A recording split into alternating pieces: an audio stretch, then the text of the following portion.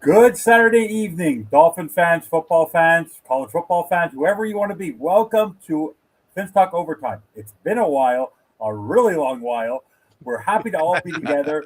Greg, Bret, hopefully we can do this a little more often. I guess Christmas came early for the three of us this week. So all I could say, we had a lot to talk about. We had to find the time to all get together before the holidays, before we all venture off doing our own thing. Greg, Bret, how you both doing tonight?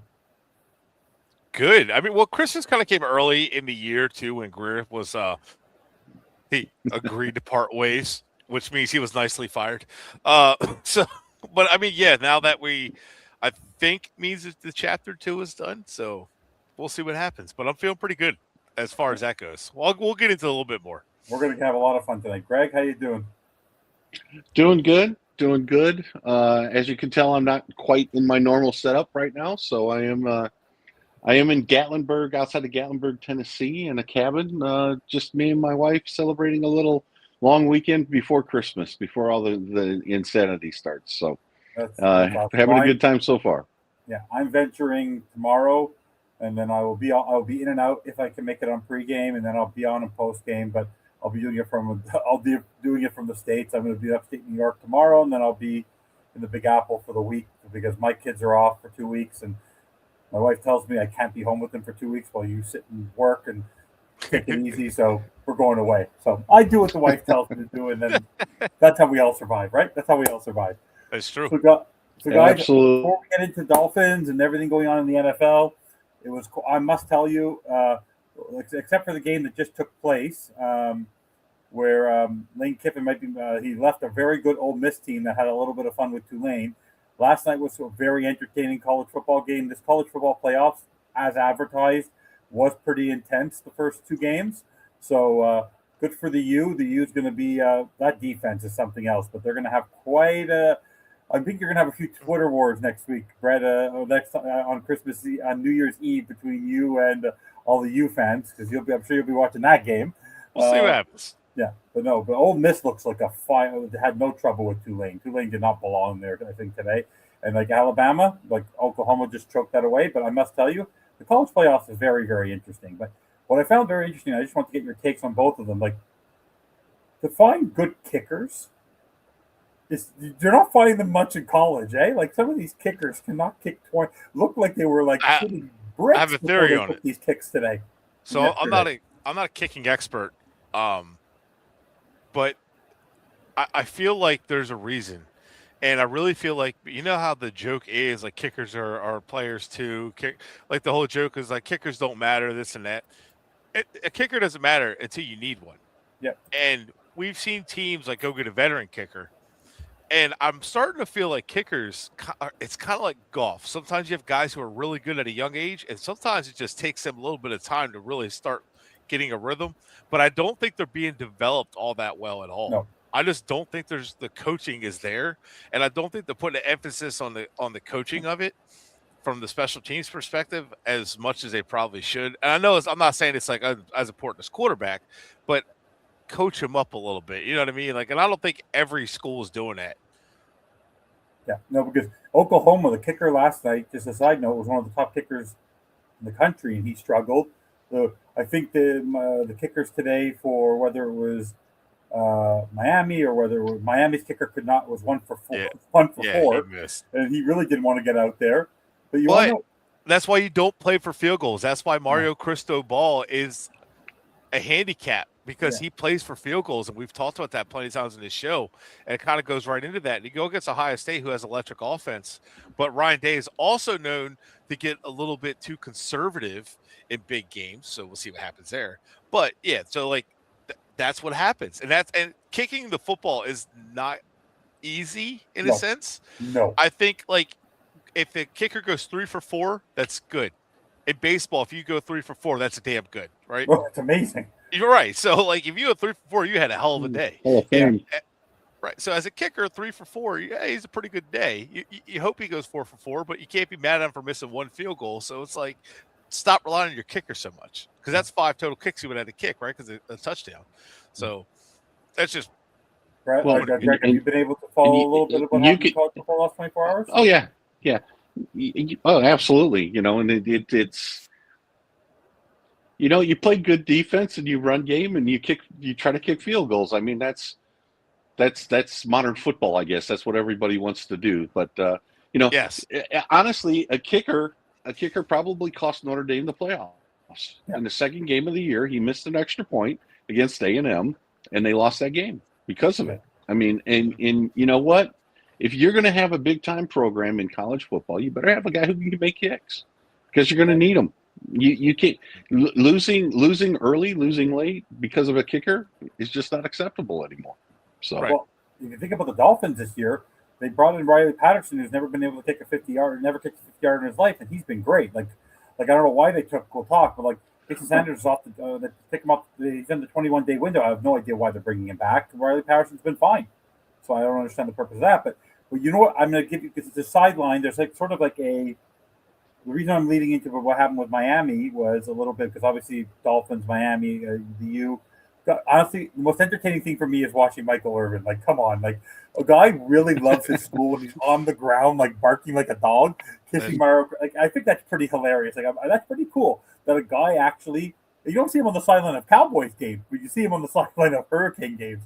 But no, it's pretty cool. But the sideline was, which was I'm sure you guys all saw it, was that Tony fumbled the ball and the defense saved him.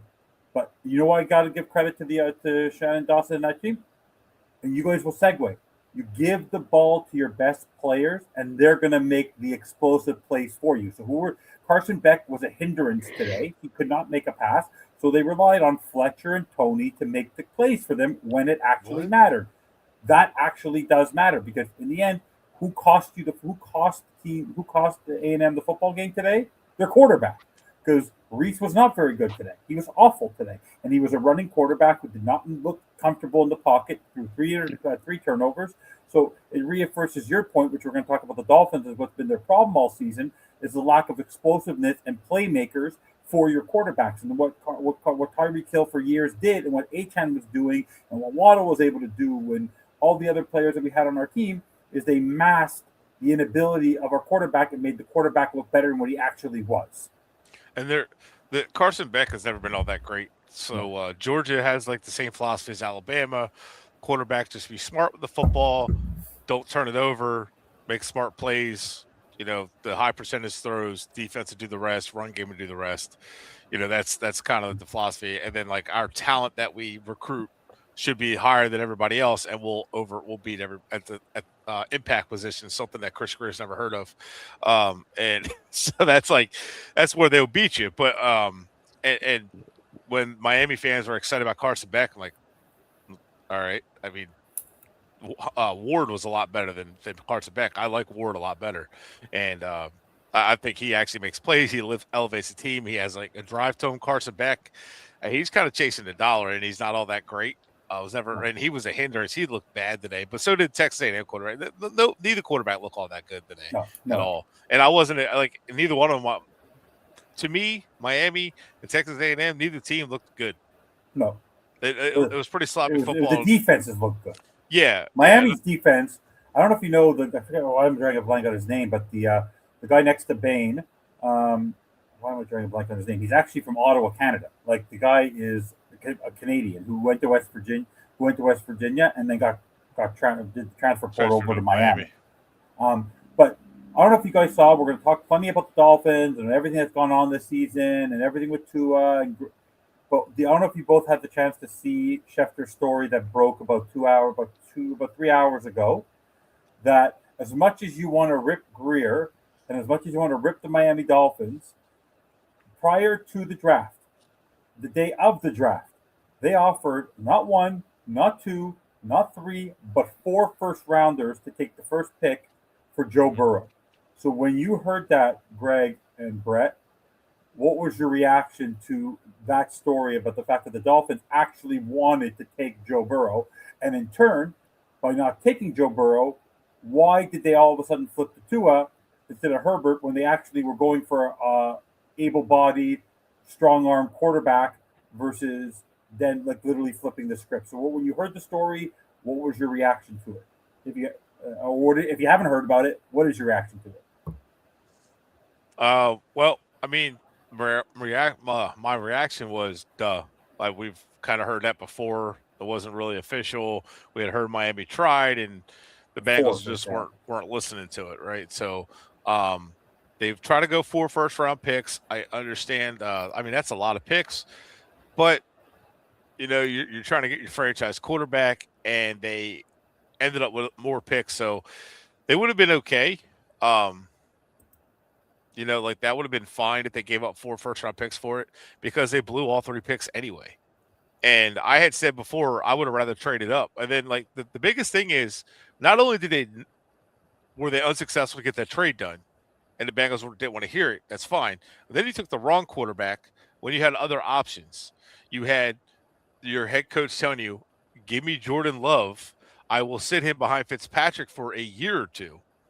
And then we'll build the rest of the roster. We'll use our first-round pick to get some other first-round picks to build the roster, and then we'll get Jordan Love at the bottom of the first, and then we can let him sit for a year and then rock and roll with him, and then we're good to go. And you still get Tua, who the coach did not want. Like Flores did not want him. So then you force that. And then you go and you pass up Justin Jefferson. At the time, a lot of us are saying, Austin Jackson? Like, that's a second-round pick. Like, no, I knew he was, and I'm like, that's a second-round talent or bottom of the first. If they took him at where they took Noah, I wouldn't have been upset about the pick. Like, whatever. Okay, you got a late-round offensive tackle. I would have preferred Jonathan Taylor, but that's fine. You get an offensive tackle. Like, okay. Wouldn't have been as upset. But then they pass up Justin Jefferson for him, and then you pass up talent at the bottom because you got Fred or Jonathan Taylor, and instead you get Noah Igbenogany. You waste your picks. And then you go get Raekwon Davis in the second, he was okay. He never turned out who he could have been. I actually liked the pick of Raekwon Davis because the only reason I liked it because in college he showed the ability to play a 5 technique where he could affect the quarterback and affect the pass. And he's tall and he can get in the passing lane. So the reason I say all that, the way it all correlates is not only were you not able to get Joe Burrow, but you just didn't do anything right after that. Like, think about if they took Herbert, or let's say they went Brian Flores' route and he got Jordan Love, and you sat him behind Fitzpatrick for a year or 2. I don't think the way Ryan Fitzpatrick played in 2019, I don't think any Dolphin fans would have complained about him in 2020 starting the entire season. And none of us complained the next year when he played, really.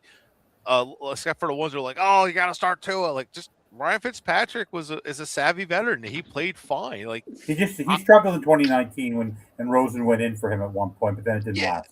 Right, but like think about you put him in 2020 with Jordan Love, and then it just like falls into place. Yeah, I don't know. I just lost internet. So I don't know like what's I don't know. Like maybe that would have been better, and then maybe you would have drafted better if you listened to your coach. So I just think it's more of an indictment on Greer to say like, oh, you have 4 first-round picks that you're willing to give up, and then you made nothing of those 4 first-round picks. You know that's the frustration. Then the next year, you waste 2 picks to get 1 receiver, and you could have stayed in place when you traded down and just took Devonta Smith. Or moved up a spot to get him, or to stay where you were in the first place. You got Jamar Chase, who was better than both of them. Yeah. So it's like it's just a constant miss. Even if they draft the right position, it's the wrong player all the time. Yeah. I saw a few years back, even when the Dolphins are right, they're wrong. So even when they draft it was about Christian Wilkins because they drafted Christian Wilkins, who's a good player. Simmons, who went a couple spots after him, was even better and affects the quarterback better. And that would have been a better pick. And it was like, even when Miami makes a good pick, it's the wrong pick. Yeah. So, obviously, we're going to talk about the whole season. We're talking about the Bengals game and everything like that. And we'll talk about all the different nuances that we've all been talking about all week. You and me driving each other bananas like that. You know I love you, Bret. I'm only giving you shit all the time. That's why I said we're just fighting like a married couple. We love it. But when you heard that Tua was benched, talk about what you saw Monday night. Because I know you like to look at the nuances, and I just want to give you my overall perspective. A lot of people talk to me about no one understands concussions, right? Everyone's talking about the hip, but no one understands the net effect of concussion. Some people survive them without an issue, some people do not. No one knows the results of CT or anything. something started looking off last year. This year, he had his moments, but he cannot throw the ball. He cannot, I don't think he can read the play. He's thrown not one team has basically played man on him. If all 15 interceptions are in zone, he is predictable. He can't even, there's something wrong. And overall, I want you to get your whole perspective on what you've seen so far from Tua. What was your reaction when you saw it? And I actually partly believe this may have not been a McDaniel decision. It may have been a McDaniel decision, but I think it could actually be a Champ Kelly or Brandon Shore, who never wanted to sign to this ridiculous, stupid contract. I just want to get your perspective. Take all the time you need. Then, Greg, what was your reaction to it?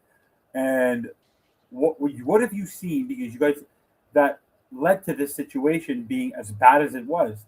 And it can't be because Tyreek Hill's not in the lineup. So what has systematically happened to a guy who in 2023 led the league in passing, had strong passer rating, all that, and then literally has become a shell of himself in like that? And even though we never thought he was going to be great, but to be that much of a shell of yourself that quickly is pretty ridiculous. So all right. So there's a lot of things. Yeah, take your time. It's a lot. So the one thing Greg and I have said for the last few years, even back at his good year in 23, he doesn't prepare. So if the defense has changed post snap, he gets lost. Like you would see the great quarterbacks and guys like Phillip Rivers is ones I always go back to because they're so intelligent. They knew what you were going to do before you did. And if you ever listen to some of the people talk about Phillip Rivers, the linebackers and stuff said that Phillip Rivers would drive him crazy because it's like they said it's like he's in their huddle. He prepared like a man obsessed with his job. And that's why Rivers was great for so long. Even though he was so limited in his arm strength and his athletic ability. Like if you gave Rivers a better arm, he would probably he'd probably definitely be one of the greatest of all time. Like he was just, it was up here. If you put his head in even into his body, Tua would be like elite, So it's like I don't see that out of Tua, the fire or the dry or the preparation, and that's why the zone coverages that are getting him are the same zone coverages that Vic Fangio gave him Fitz back in his rookie year against the Broncos. It's the same coverages that the Raiders gave him Fitz for. All these zone coverages, these cover two, it gives him fits. And he has tighter windows to throw it. Where man coverage, you can rely on your speed guys to get open and get separation. Waddle was getting separation Monday night. Receivers are getting separation. That interception, everybody's blaming the play design. It was a two-man route with a late flat. Okay, I don't like the play either. There was a late run back to the flat. It looked like miscommunication on the play action. Tua seemed to panic because of that, and instead of just running out of the pocket, throwing it away, calling it a day, or just throwing it well over his head, he just throws it as if Waddle was like 6'5", you know what I mean, or as if it's Darren Waller. And then like he couldn't find Darren Waller all game. He couldn't find these guys. So, like to me, that's a big problem. That shows he doesn't prepare. And then the other thing is he doesn't have confidence in his arm. Why? Because he doesn't have his base under him for two reasons. I don't even know. I want to say two reasons. I don't know if he physically trains and prepares his body to stay with his mechanics, to keep his mechanics the same consistently. It doesn't look like it. However, I don't know. I've known like hip injuries, or I know people who have had hip injuries, and as a teenager, a buddy of mine got into a bad car wreck and his hip got messed up.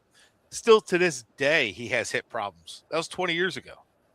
And it's like the hips don't get better, especially a professional athlete. His entire wall was destroyed, was broken. And I saw the dumbest thing, like, oh, we're treating it as a knee injury. The Lee Steinberg propaganda machine, that dude's a genius with that stuff. They treated a hip injury, a reconstructed hip, as a knee injury. That's not the same. And even some of the doctors on the football doctors and stuff that like comment on Twitter were saying the same thing. Like, I proceed with caution when it comes to that. And I don't think, I think I would say, if I had to guess, Greer ignored what the doctor said and just went with it.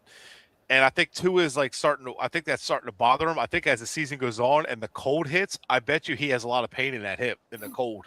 I would almost guarantee it. And that's something he can't control. And on top of that, like he needs his base under him to make the throw with any type of velocity. And the interception, his feet weren't under him at all. And a lot of his throws, especially in the cold, he has no velocity if he doesn't have his feet under him and the ball sail. And that's why he had a couple drop picks. And it's just, and his misreads. And it's just, if you watch him, he's a mess. He's not controlled. And your mechanics can be good all you want until you face pressure. Everybody has a plan until they get punched in the mouth and it all goes out the window, right? He didn't face pressure on that throw, by the way. No, he didn't. But if the play is somebody runs the wrong route or whatever, he panics. He freaks. Yeah, and it's been like Lance Zierlein even put that in his draft profile of Tua. One of the weaknesses, he's frantic in the pocket. If he has to hold the ball, he's frantic and gets happy feet. And that's something that hasn't changed. When you start seeing stuff that were issues in college 3-4 years in, it's a problem. And to me, a lot of times it's either that's just who the player is or they're not preparing. And Tua saying I did a bad job of preparing my guys and preparing. He didn't prepare is what it is. And then he's just shocked. Oh, I didn't play well. You play the one position that you have to prepare because you have to know what everybody in the offense is doing and what the defense is doing, and you just don't prepare. And then you hear Rodgers afterwards talking about like, yeah, they're giving us this, so what we did, we adjusted, we did this, and then they started rolling into this coverage, so that gave us little opportunities to do. And it's like he's talking X's and O's in a very simplistic form. But like Roger said, it was like that boxing match, jab, jab, and when you start letting the guard down, bam, like you hit him with the hook. And it just seems like with Tua, he's not the guy to do that at all. He's not smooth. Like Rodgers looked like a superior quarterback to Tua. And this is the entire win streak was on the back of the run game and defense. Tua was the worst player on offense during that win streak. He didn't look good. Like in any of the games. The fact that we won some of those games was lucky we played backup quarterbacks. The fact that we beat the Bills the way we did was just the Bills beat themselves against us because they made stupid mistakes. Josh They're Allen also on a high. They were also on a big high. Yeah, and like the Dolphins just had a good game plan, played very well in defense that game, played very well running the ball, but Tua was just bad. And Greg will probably touch on this more. None of us on this panel are surprised that Achane did not have a great game against the Steelers. They knew he was going to run. They knew he was right. coming. But the Steelers knew, hey, we ain't afraid of him. We can stop him. All we do is hit him. And Achane's a good back, like we said, but you're not going to ride Achane to victory at all. Like you're not going to do that against good teams. You can do that against terrible quarterbacks and backup quarterbacks that you can, just kind of drain it and like score low, but as soon as Pittsburgh picked it up, like Greg said, you hit 20. Whoever hits 20 wins that game. Pittsburgh hit it no problem. And it started getting embarrassing. And I think the way Tua played, I had friends text me like, dude, why is he still there? Like, why is he still playing? Well, I'll get to that point later, a little later on the show. But and then finally, my last point is, I've said it before, he doesn't care about being great or winning. Well, he never did. He's never had the drive for it. He's just kind of like, if I win, great. If I don't, who cares? Whatever. Good for your mental health. But, yeah, so, well, Bret, I know he's having some major internet issues tonight. So, what was your reaction at that game, before we talk about everything else? After the game, there are a couple of instances in that game, Bret, that really bothered me. And it's been bothering me about him for many, many, many years. One, no one holds him to task on the sideline. Yeah. He doesn't get upset on the sideline. There was 2:45 left. They're about to be eliminated officially from potentially making the postseason, and he's laughing. Yeah. No one else is. And after the game, the guy who was basically giving him crap all game in terms of like trash talking him, Jalen Ramsey, he's hugging it out and having a conversation with Jalen Ramsey, laughing it off instead of being upset in the locker room. He looks totally like you just said, and I want you to continue about that. It doesn't look like a guy who cares about winning football games. He looks at a guy who is part of a brand where his father dictates exactly what he should be doing since high school. And the goal was to swindle the NFL and a team who negotiated against themselves to give him generational money for his family, and it's all that mattered to him. What are your thoughts on what you saw there that night? His lack of fire, his lack of competitiveness, his lack of being pissed. Because I remember I'm 42, 3 years old, but I don't remember a time where I ever saw in his prime Peyton Manning, Aaron Rodgers, Tom Brady, whether it was going back even to the 90s, whether it was Troy Aikman, Joe Montana, Dan Marino, didn't matter who. They got when they threw an interception or a play or they got blown up, they were screaming, they were yelling, they were pissed, they were breaking things. What is wrong with this guy? Um, it goes back to what I said.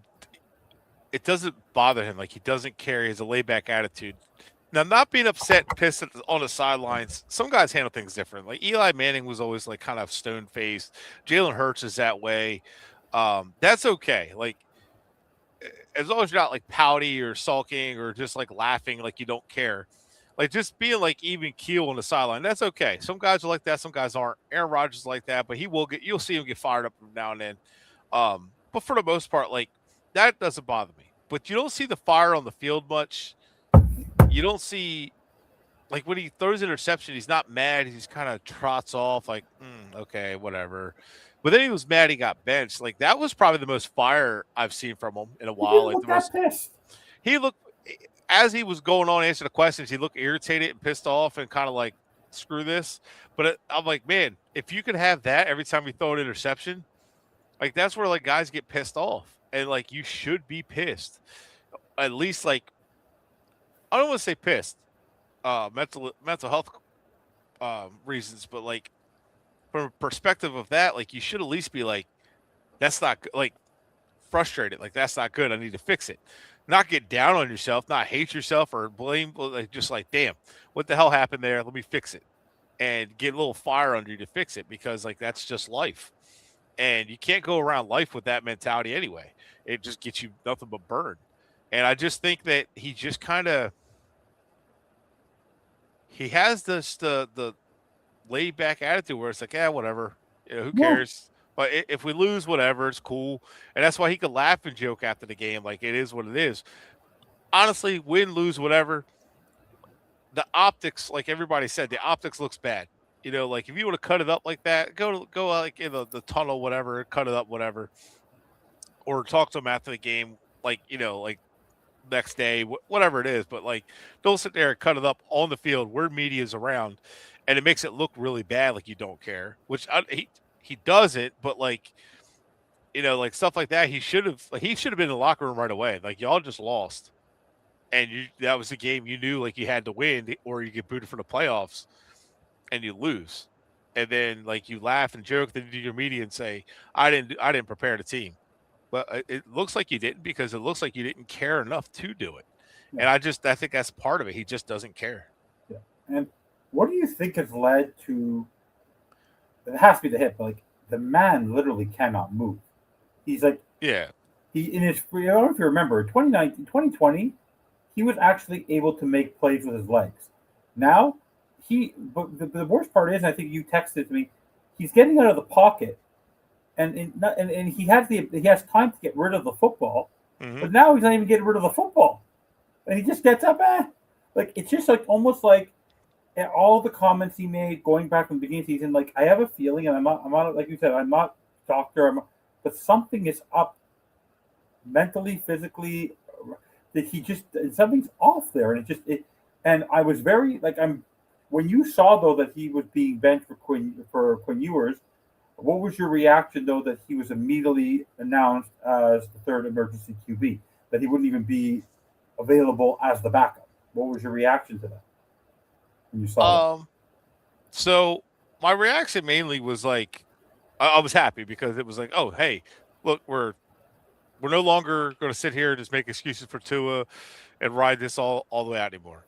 From the very beginning of McDaniel's tenure, the front office and all was trying to let's fix Tua, let's protect Tua. They were mean to him. He's trying to question himself. And that's what it was all about. The whole video was Mike McDaniel talking to Tua on the phone and this and that. And then it was like, oh, we got to protect him. And then Tyreek comes in and he's like, oh, like Tua's that guy, dude. I swear we're going to be best friends. And that's my dog, whatever. That's my quarterback. Stop disrespecting him. And then and then every week it was an excuse when he would play bad. They just make excuses for it. Oh, that's like, and McDaniel's earlier saying like, oh, we told him to take a risk. That's why he threw the interception.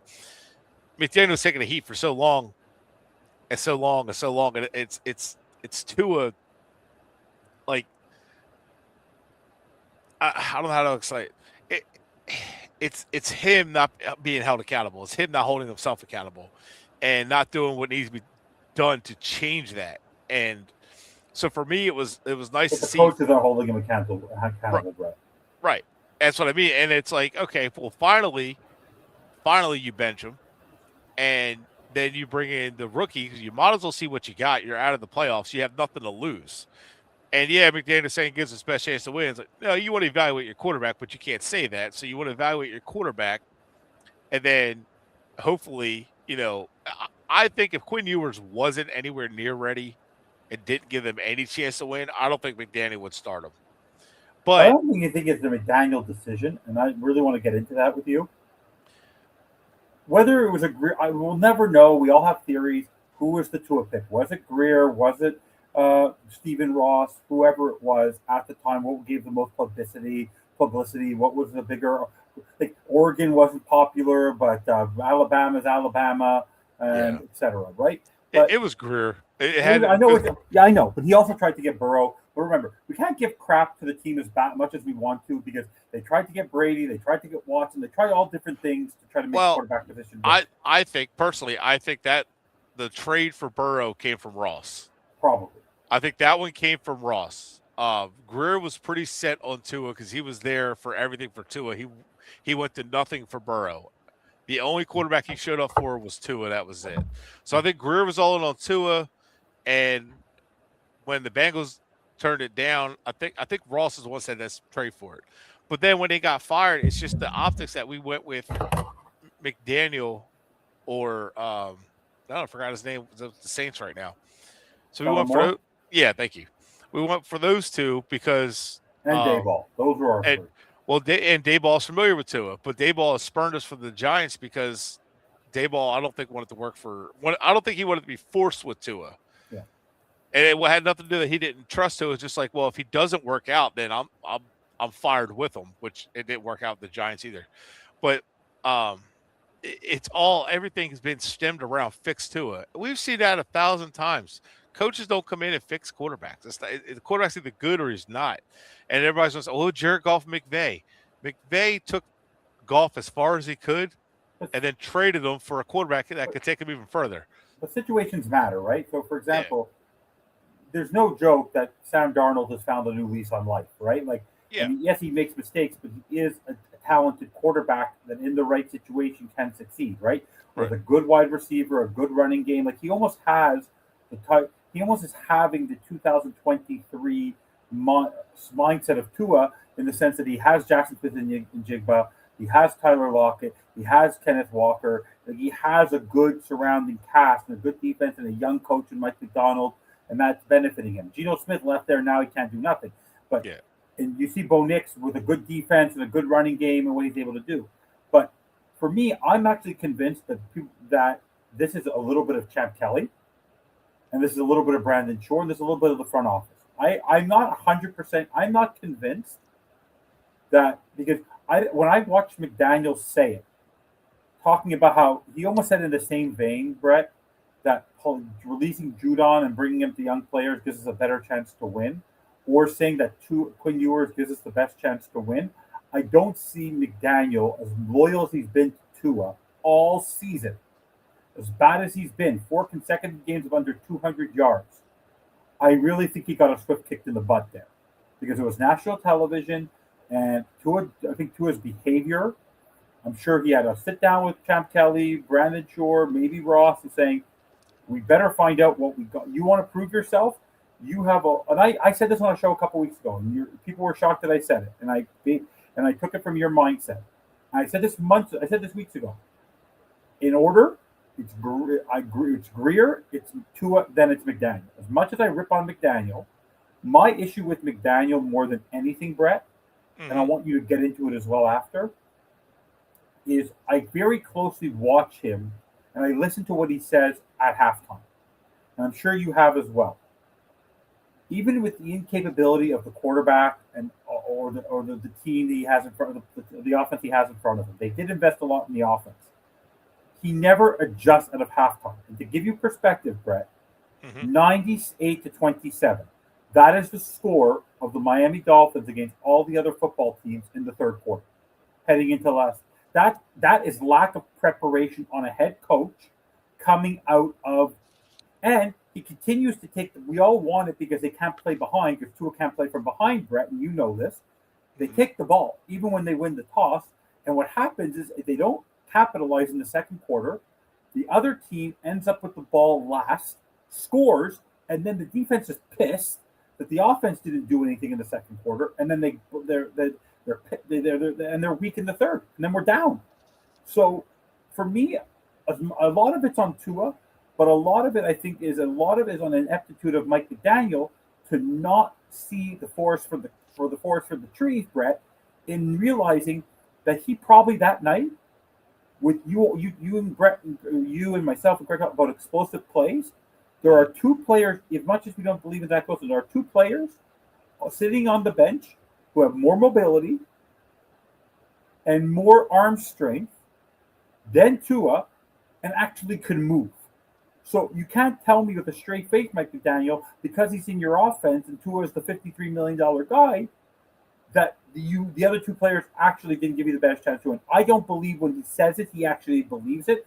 I actually think it's being forced upon him. But you can take the time to just respond to this. All right. So Champ Kelly got here this year. Greer didn't hire him. Ross did. No, right. I think Brandon Shore had something to do with it also. And Tarv Garfinkel. I think it was not. Could have. But Champ Kelly got his start with the Broncos. Yes. Under Mike Shanahan. And obviously that where that ties to, pretty simple. So my guess is, if I had to guess, there was probably starting to be a little bit of a rub going on between McDaniel and Greer. I think some disagreements started in the Achane draft because McDaniel wanted Achane in the second. Greer said no. They got him in the third anyway.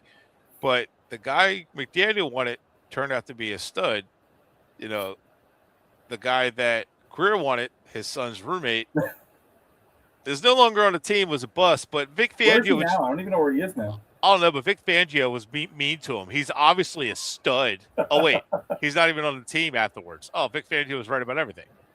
But I think Vic Fangio. So was Flores. Right.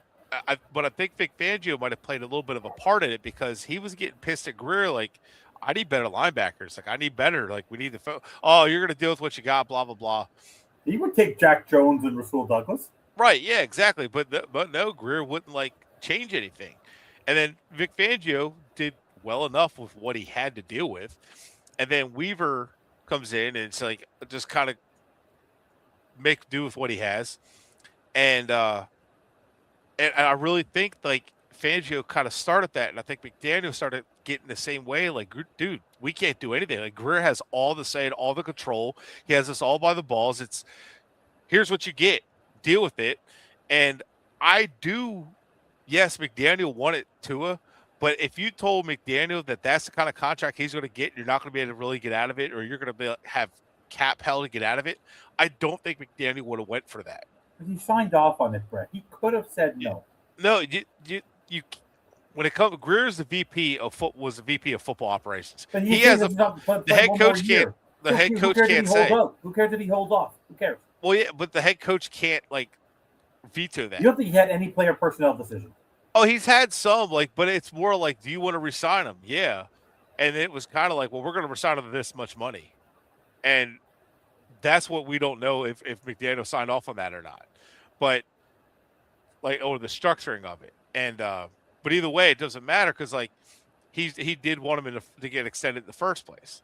But I still think McDaniel was a part of benching him because I think for him, it's like I have to show one to save my job that I'm willing to move on from him, and to give myself a chance somewhere else. Hey, look, I can move on from him. And McDaniel knows Greer or Tua is holding this offense back bad. And he's known that all season. And to be fair to everybody here, or to the coaching staff, like I'm not sure you don't have to get permission from the owner to be able to bench Tua in the first place because of how much money he's making. For all we know, he might have been like, "Hey, can we am I allowed to bench him?" I don't think it matters anymore, Bret. Honestly. But the contract is the contract. I'm telling you, we're going to talk about it next. The contract's not a problem. The contract's not a problem. But you also can't bench Tua. They weren't going to let him bench him in the middle of a win streak either. So, that definitely wasn't going to happen. So there was some a long span of why he couldn't. Why people are like, why are they just doing it now? Well, I mean, during a win streak, it's kind of hard to bench your starting quarterback unless he was really awful. Right. So it's kind of hard, but now it's like, okay, now if they had lost to the Jets, they might have been all right, bench. But I mean, they benched him before they got a beatable Bengals team. Then you got the Buccaneers. Then you ended with the Patriots. If they went 2-3, McDaniel saves his job, and it looks pretty good on him. But if Ewers shows out, back to that, I think starting Ewers is smart. You see what you get, but Tua's limitations is what hinders the offense. So you notice they might start a quarter out good and then it kind of fall apart. Well, Tua's limitations and how bad he's been, he had one good quarter against the Jets and played like garbage the rest of the game, and then had one good Carolina game. That was another good example. It was Atlanta, and that's about it. Against the Saints, he looked bad. Taylor Stock was better than him. Yep. So it's the problem with Tua is he's limited, and the defenses catch on. Defenses make easy adjustments, and they take him out of the picture. Then all of a sudden, Tua can't do anything. And Tua really couldn't do too much against the Steelers anyway. They give him spurts, and then they would mix it up. So he's like, oh, I got these gimmies, and then the Steelers would mix it up, and then Tua's like, oh, what happened? And freaks out. And then at the end of the game, he puts up garbage time numbers. And oh, yeah, people don't look at the stats. By the way, proof of the pudding is if you didn't watch a game, that's why the eye test really matters, and that's why analytics doesn't play a role for me in football, is because if you look at how his stats work, you would think that he actually played somewhat of a decent game if you didn't watch the game. Right, but right. He was absolute heap of garbage. Well, that's why you have the OE, the over expected and stuff like that, where it's but it's just, I do think that McDaniel feels handicapped with Tua because the outside the number throws are not there, and Tua gets hesitant to make them because he's not confident in his arm. Where Quinn Ewers, he doesn't have a cannon, but he has a good arm. It's way better than Tua's, and he can make the throws. No, he's not an athlete, but Quinn Ewers moves around better than Tua. He's not as stiff, and he has different arm angles like a baseball player to throw. So that's the one thing about Quinn Ewers. He was a really highly recruited out of high school. Ohio State didn't have a spot for him. He didn't stay the fight for a spot. Instead, he went to Texas. Did okay there, but I don't know. Yeah. But I really think he does have. I think he opens the offense a little bit more as far as arm talent goes. Okay, so Zach Wilson's pissed. Let me ask you, unless they were telling me differently, they had all options on the table. They could have gone to get Joe Flacco. They could have tried to get Gardner Minshew. They could have gone to get that anyway. They could have gone to get so many guys who were backups. They chose.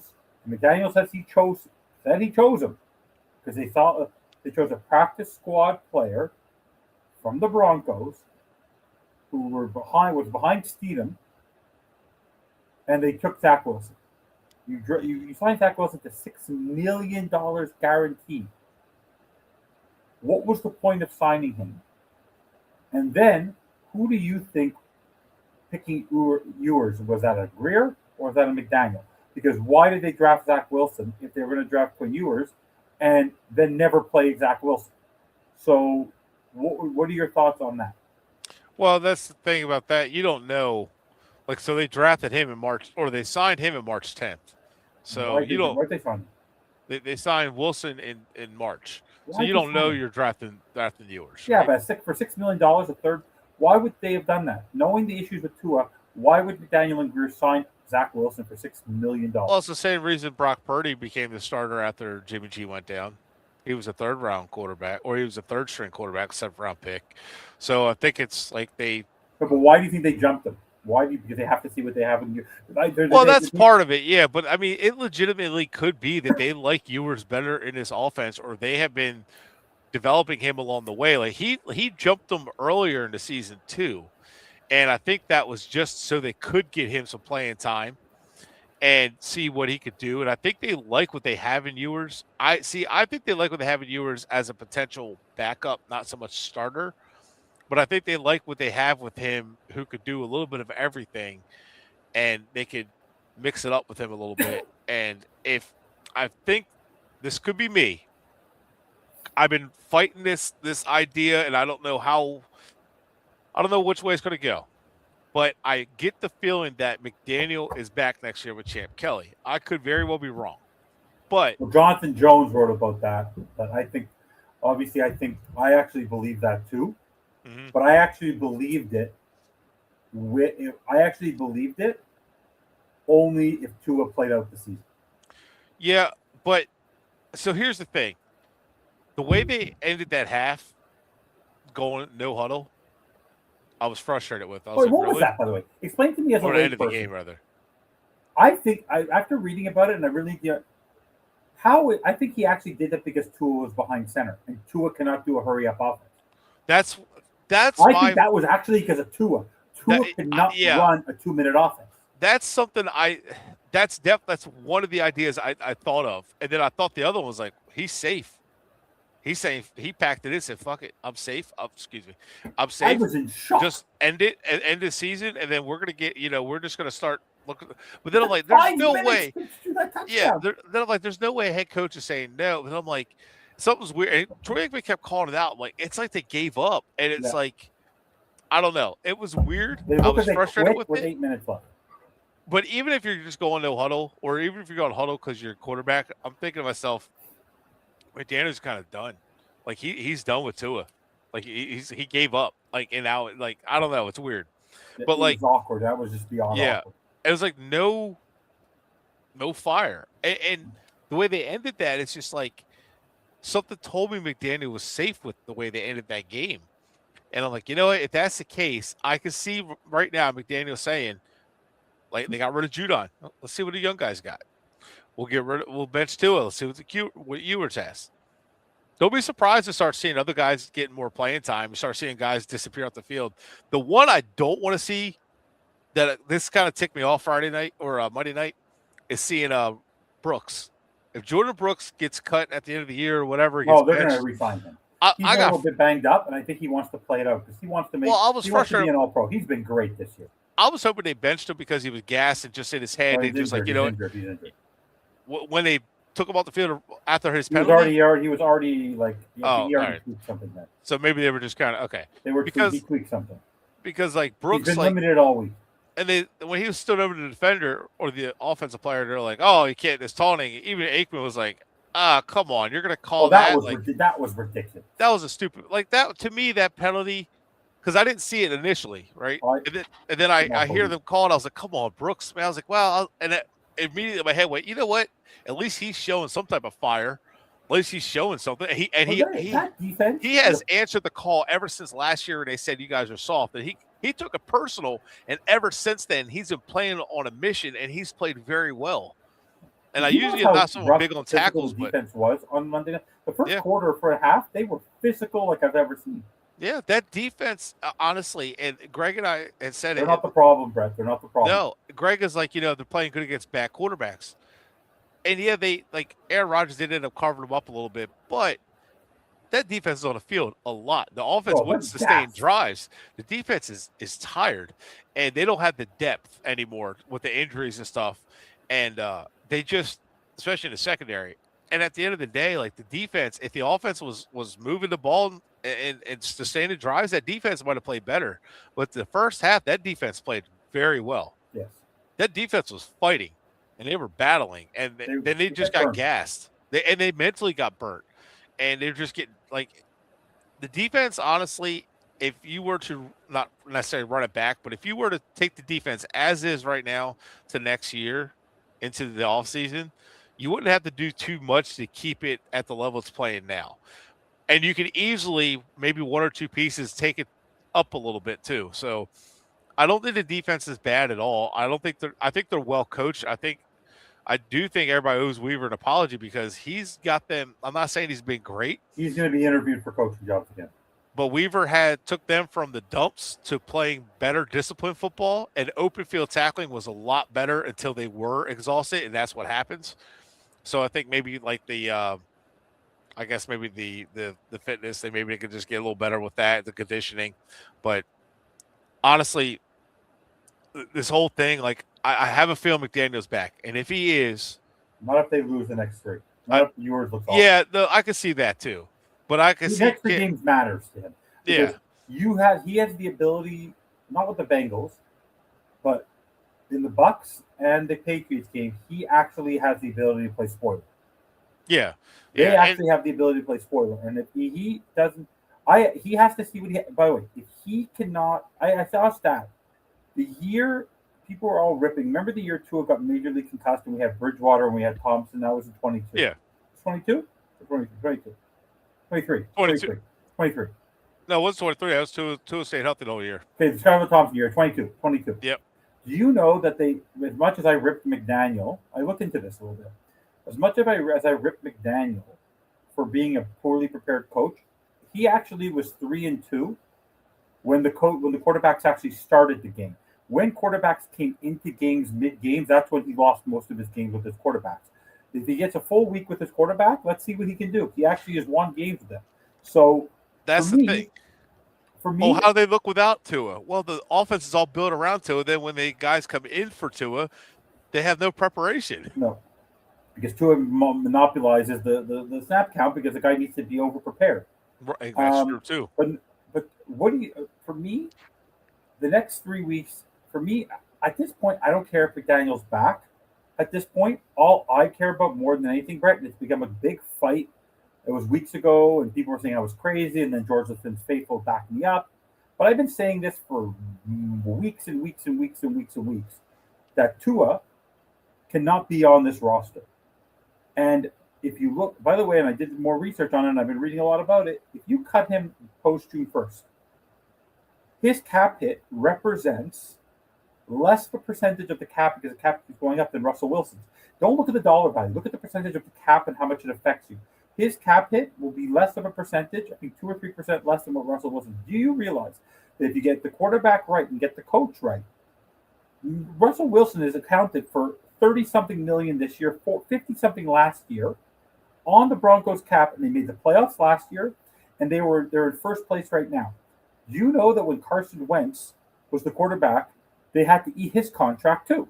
So teams are able to take bad. Daniel, look, Aaron Rodgers, that didn't work out with the Jets. The Jets are already tanking. But there's a way to actually, if you get the right coach, the right person to draft, and you hit on the quarterback, and you hit on the coach, and you hit on a good defense, you could actually turn this around quickly. You don't have to rebuild. I don't believe in the tank anymore because teams like the Broncos prove that if you have a good coach and you hit on the quarterback and you have a good defense, you can win. Yeah. Because the cap keeps on going up. So if you show something, and then either you go get a bridge for a year because you may not like what's in 26, but there are decent quarterbacks. I don't know. I want to look at the Duke guy a little bit more. It's not a huge draft. Like Mateer didn't look great. Simpson doesn't look great.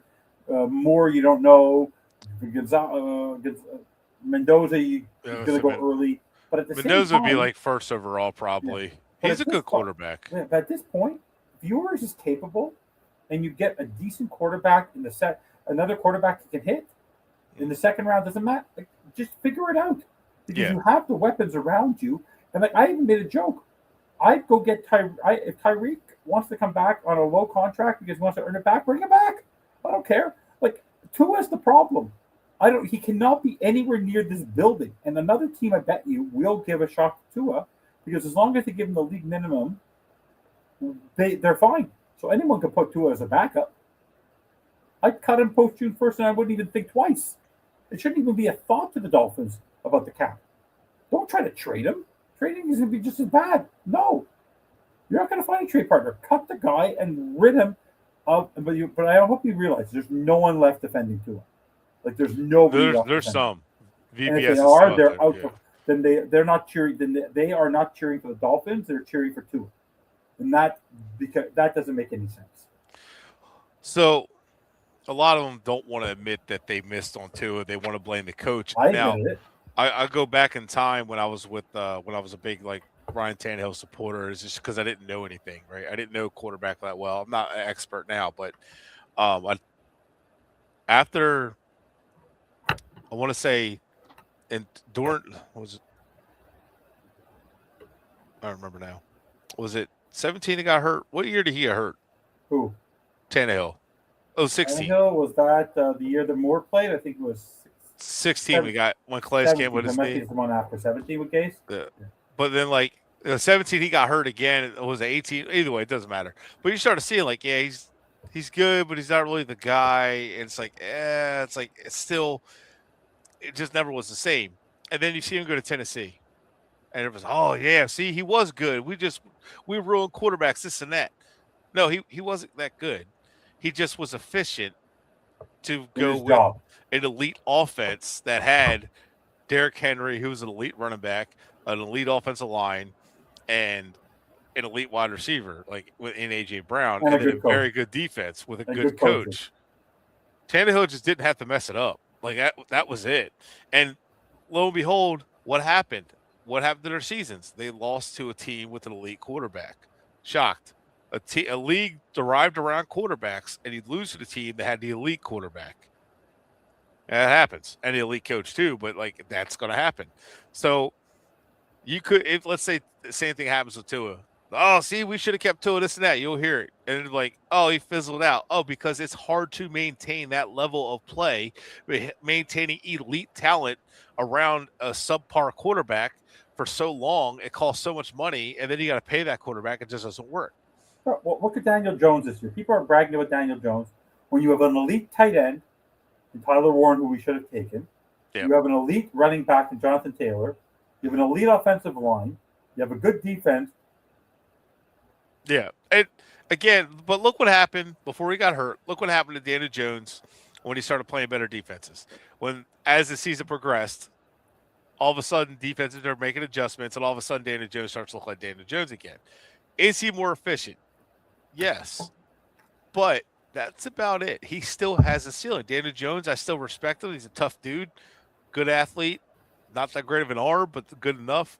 But again, he is who he is, and a good bridge quarterback. But it's like he's like Matt Schaub, another one I always compare to as like a guy who was just teeter-tottering on like being a franchise quarterback and being the definition of mediocre. You know, like these guys are just it's like these guys like Kyle Orton. Remember him? He'd have like a good season. Yeah. And that was it, you know. So I don't see, and people are still using Sam Darnold like you did earlier, but like where you're going with that, I understood. And you're also saying it's like that's not the rule. You know, that's the exception. Like it does happen, doesn't mean it's always. But again, like you said, he's in a good situation. And in Minnesota's in a good situation. But how long can you keep an elite defense? And the problem is, look what happened when you paid Tua. Look how much it fell apart. And like, oh, well, the Chiefs pay their guys. They can still pay these guys. They have an elite quarterback that carries the team. But you see what happens after a while, you pay your quarterback. Sometimes you're going to have times where things kind of fall apart. And the Chiefs also played a long season, 20 games a year almost, you know, like every single season. They're burnt out. And it starts to take an effect too. And like this salary cap sport, it is hard to maintain and pay your quarterbacks. Like we used to see it all the time. As soon as the Ravens paid Flacco, things fell apart. As soon as the Packers, the Packers are usually pretty good about how they pay their quarterbacks. They're really good at structuring. Even the Steelers have Ben Roethlisberger. They had times where they had to like do Tom Brady. How many times did he have to restructure his contract, take less money, just so those guys, so he can get more help and help the roster. So it's like, it's a lot. It happens. And going forward, I think, see what you got with Quinn Ewers. Going forward, I think you could go get a stopgap quarterback. It's just, even if McDaniel saves his job with the ownership, does he save himself with the locker room? Do the players trust him? Now that he benched Tua, was it too little, too late? Is he showing faith to kind of say, hey, you know what, guys, that's all me. I shouldn't have done that with these guys. I shouldn't have babied them. I shouldn't have, you guys should have been held to a different standard. He should have been held to an even higher standard because that's a quarterback position. We'll fix that going forward. I'll have to prove it, whatever. I don't know. But yeah, in 2016, the only quarterback I would draft, I think, other than Mendoza, if he were to fall to us, is Alar coming off that knee injury, because I think you can get him. Let's say you get him a second-round pick, and he doesn't pan out. I hate to say it, but a second-round pick on a quarterback doesn't pan out. You don't have that much invested into him. Whereas a first-round pick, you're like, oh, we use a first on him. He's got to be the guy you want to, which is a bad mindset. If a guy's a miss, he's a miss. I don't care what position it is and when you draft him. If he's a miss, he's a miss. Own it, move on. You don't want to cut ties too soon, though. But at least with the first-round pick, you get a fifth-year option. But yeah, Alar is a guy I would look at in this draft. And that's still, if you can get him in a second or third with that knee injury and he turns into something, great. If he doesn't, 2027 is a better draft. So I think that's like a win-win. But I still think you should draft one this year. You should always draft the quarterback. Right. I have an interesting tidbit for you guys. I was thinking about it. Elaine Poupar had a article I had looked up, and this is from a few years back, about the Dolphins' history of drafting quarterbacks and how they aren't a franchise that historically drafted quarterbacks. I don't have quite the full breakdown in front of me, but under Don Shula, who inherited Bob Greasy, he drafted 18 quarterbacks. And we're talking 5th round, 7th round, 10th round, 12th round. So remember the draft used to go on. But we're talking picks 200 and so. He always draft every year, except for, and then he had a span where every other year for a little bit. Even with Marino, he drafted guys, and he drafted Scott Mitchell, which was a second-round pick, I think. Yeah. He drafted these guys, David Woodley, who was actually our quarterback, led us to a Super Bowl, lost to Washington before they got Marino, the year before they got Marino, I think. But either way. 4. Yeah. And, he drafted him in the 5th round. He kept drafting quarterbacks. And he ended up getting Marino and all, but then he got Scott Mitchell, and he got picks for Scott Mitchell. The point I'm making is, he kept going after quarterbacks so we could have backup quarterbacks. And throughout Shula's career, when his starter would go down, his backup would come in and do his job, and he would develop him. And after Greasy and all that, and he also drafted Joe Theismann, which many people don't know. And then Theismann got into a contract dispute, played for the Argonauts, and then ended up playing for Washington, whatever. But he knew quarterback pretty well for a guy who's a defensive guy. Why? Because Shula loved competition. Do you know how many quarterbacks we've drafted after Shula retired? Not even 10. 10. That's it. And 10. 3 of which were under Ireland. Jesus. It was Chad Henne, Pat White, Ryan Tannehill. Tua was obviously Greer, Skylar Thompson, and then Brandon Doughty was the other one we got. Those were the 3 Greer drafted. That's it. And Ewers, that's 7. So Josh Hupel in 2001, and I forgot the other one, but that's it. We draft a lot of them were 7. Oh, John Beck was another one. So we drafted a few in the second round. We drafted 3 in the second round, 2 in the first since Marino, 3 in the second round, 2 in the first. The rest were late picks. We're not even trying at quarterback. No. And so the reason I bring that up is, yeah, we got a guy in the 7th round, Skylar Thompson, that didn't work out. Okay, whatever. And we get a guy in the 7th round in Ewers and say it doesn't work out. This time, get a Alar in the 2nd round, 3rd round, wherever he goes, even bottom of the 1st if you had to, at 32, something like that. To the quarterback in the 1st round. Who cares? Yeah. If Alar's there, I'm just using him as an example. It doesn't work out. Just be prepared to say, hey, it doesn't work out, or hey, he's working out, but 2027, if we're at that pick, a good quarterback falls to us, we're taking him. And I'll trade the guy that we just drafted in the 1st round if I have to. Or they'll battle it out for a competition. We'll see where it goes. And if Ewers doesn't work out, Bret, you make him back the emergency QB. You draft a quarterback in the 1st or 2nd round. And then you go knock the door on whether it's Joe Flacco or whoever. Right. Go find a bridge quarterback and let them compete. Yeah, and I think there's going to be a couple you can probably go after. I've seen the rumors of Miami talking about trading for Kyler Murray. Not Not a rumors, but chance. like as people saying like, oh, it would make sense. They should do it. I remember Dak Now people Prescott was want to trade for one. Burrow now, 5 years later. Yeah, yeah, oh yeah, I would. I mean, if it was realistic, I would. Like if Burrow's like I want out and Miami had a chance to, I People's would. concern with Burrow is that he's missed more games than Tua. So yeah, And he but looks miserable. He looks miserable. he does. But here's the thing: that offensive line is even worse than Tua's, and And their defense is worse than the Dolphins. yeah, and like he carries that team. Oh. But Adrians are concerned with Burrow. However, people say that he's missed more time than Tua. But in 2021 to 2022, he went to an AFC Championship and a Super Bowl, and in 2022 went to an AFC Championship. He sat one game for rest because they had won the division, and they had the number 1 seed, didn't have to worry about playing, or had whatever seed. I think it's number 2 seed, whatever. He didn't have to worry about playing, so he sat. But he played, I want to say it was like 50-something games. And then in 2022, he played like 10 games in a row and then got hurt. So he played all of 23, all of 23, all of 22, went to an AFC Championship and a Super Bowl, and then all of 23 AFC Championship, and then played 10 games. I forgot how many games it was. I want to say it was like 53 games in a row before he got hurt. Yeah. And then it's like, what's the most games Tua has ever played in a row? 18. That's it. Yeah. 1 year. Mm-hmm. Well, I mean, you got to count like the next year after that, and then he kept getting hurt. I want to say it was like 24, something like that. But anyway, yeah. So, like, that's the point. Like, he doesn't get hurt like Tua does. But I could actually see, with the exception of maybe the core players that are signed on this team, whether it's Achan, whether it's Sealer, whether it's our defensive line has improved throughout the year, whether it's Brooks, whether it's Sealer, but a lot of these guys, there's going to be a massive turnover on this team. Malafanu, I don't think Douglas is going to want to stay. Like, he was having a good old time. Yeah. With Aaron Rodgers giving him hugs on the ESPN. Gone. Like, Jack Jones, I think, wants to be here, but I think there's a young core. Like, I want to see Dante Trader. I want to see Marshall. I want to see Bigger. By the way, I want to see Dante Trader because he's from Delaware. Dante Trader, I want to see succeed because he's from Delaware. Yeah. By the way, but Biggers has not looked that bad. He is not. No. So Biggers has actually been a really good player. Better than Jones. Better than Benito.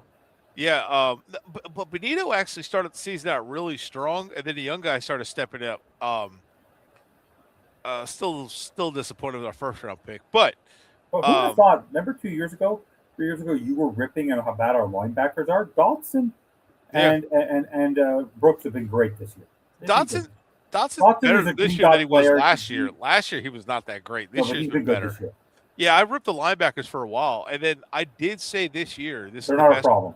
Yeah, I said when we got Jordan Brooks, I was happy we got Brooks last year. And then this year, I said, this is the best our linebacker corps looked because we went and got, what's the kid's name? He came from Tampa Bay. KJ Bret.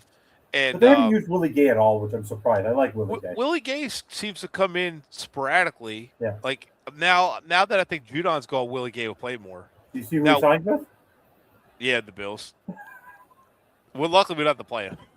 But I can see but he has not been great this year. He's not the same Matthew Judon. Well, so I think Willie Gay, I think they're going to get him more time, and I think they're going to see about him long terms into next year. That's also what makes me think everybody's back next year because they're kind of let's evaluate the roster. I know you're saying you think.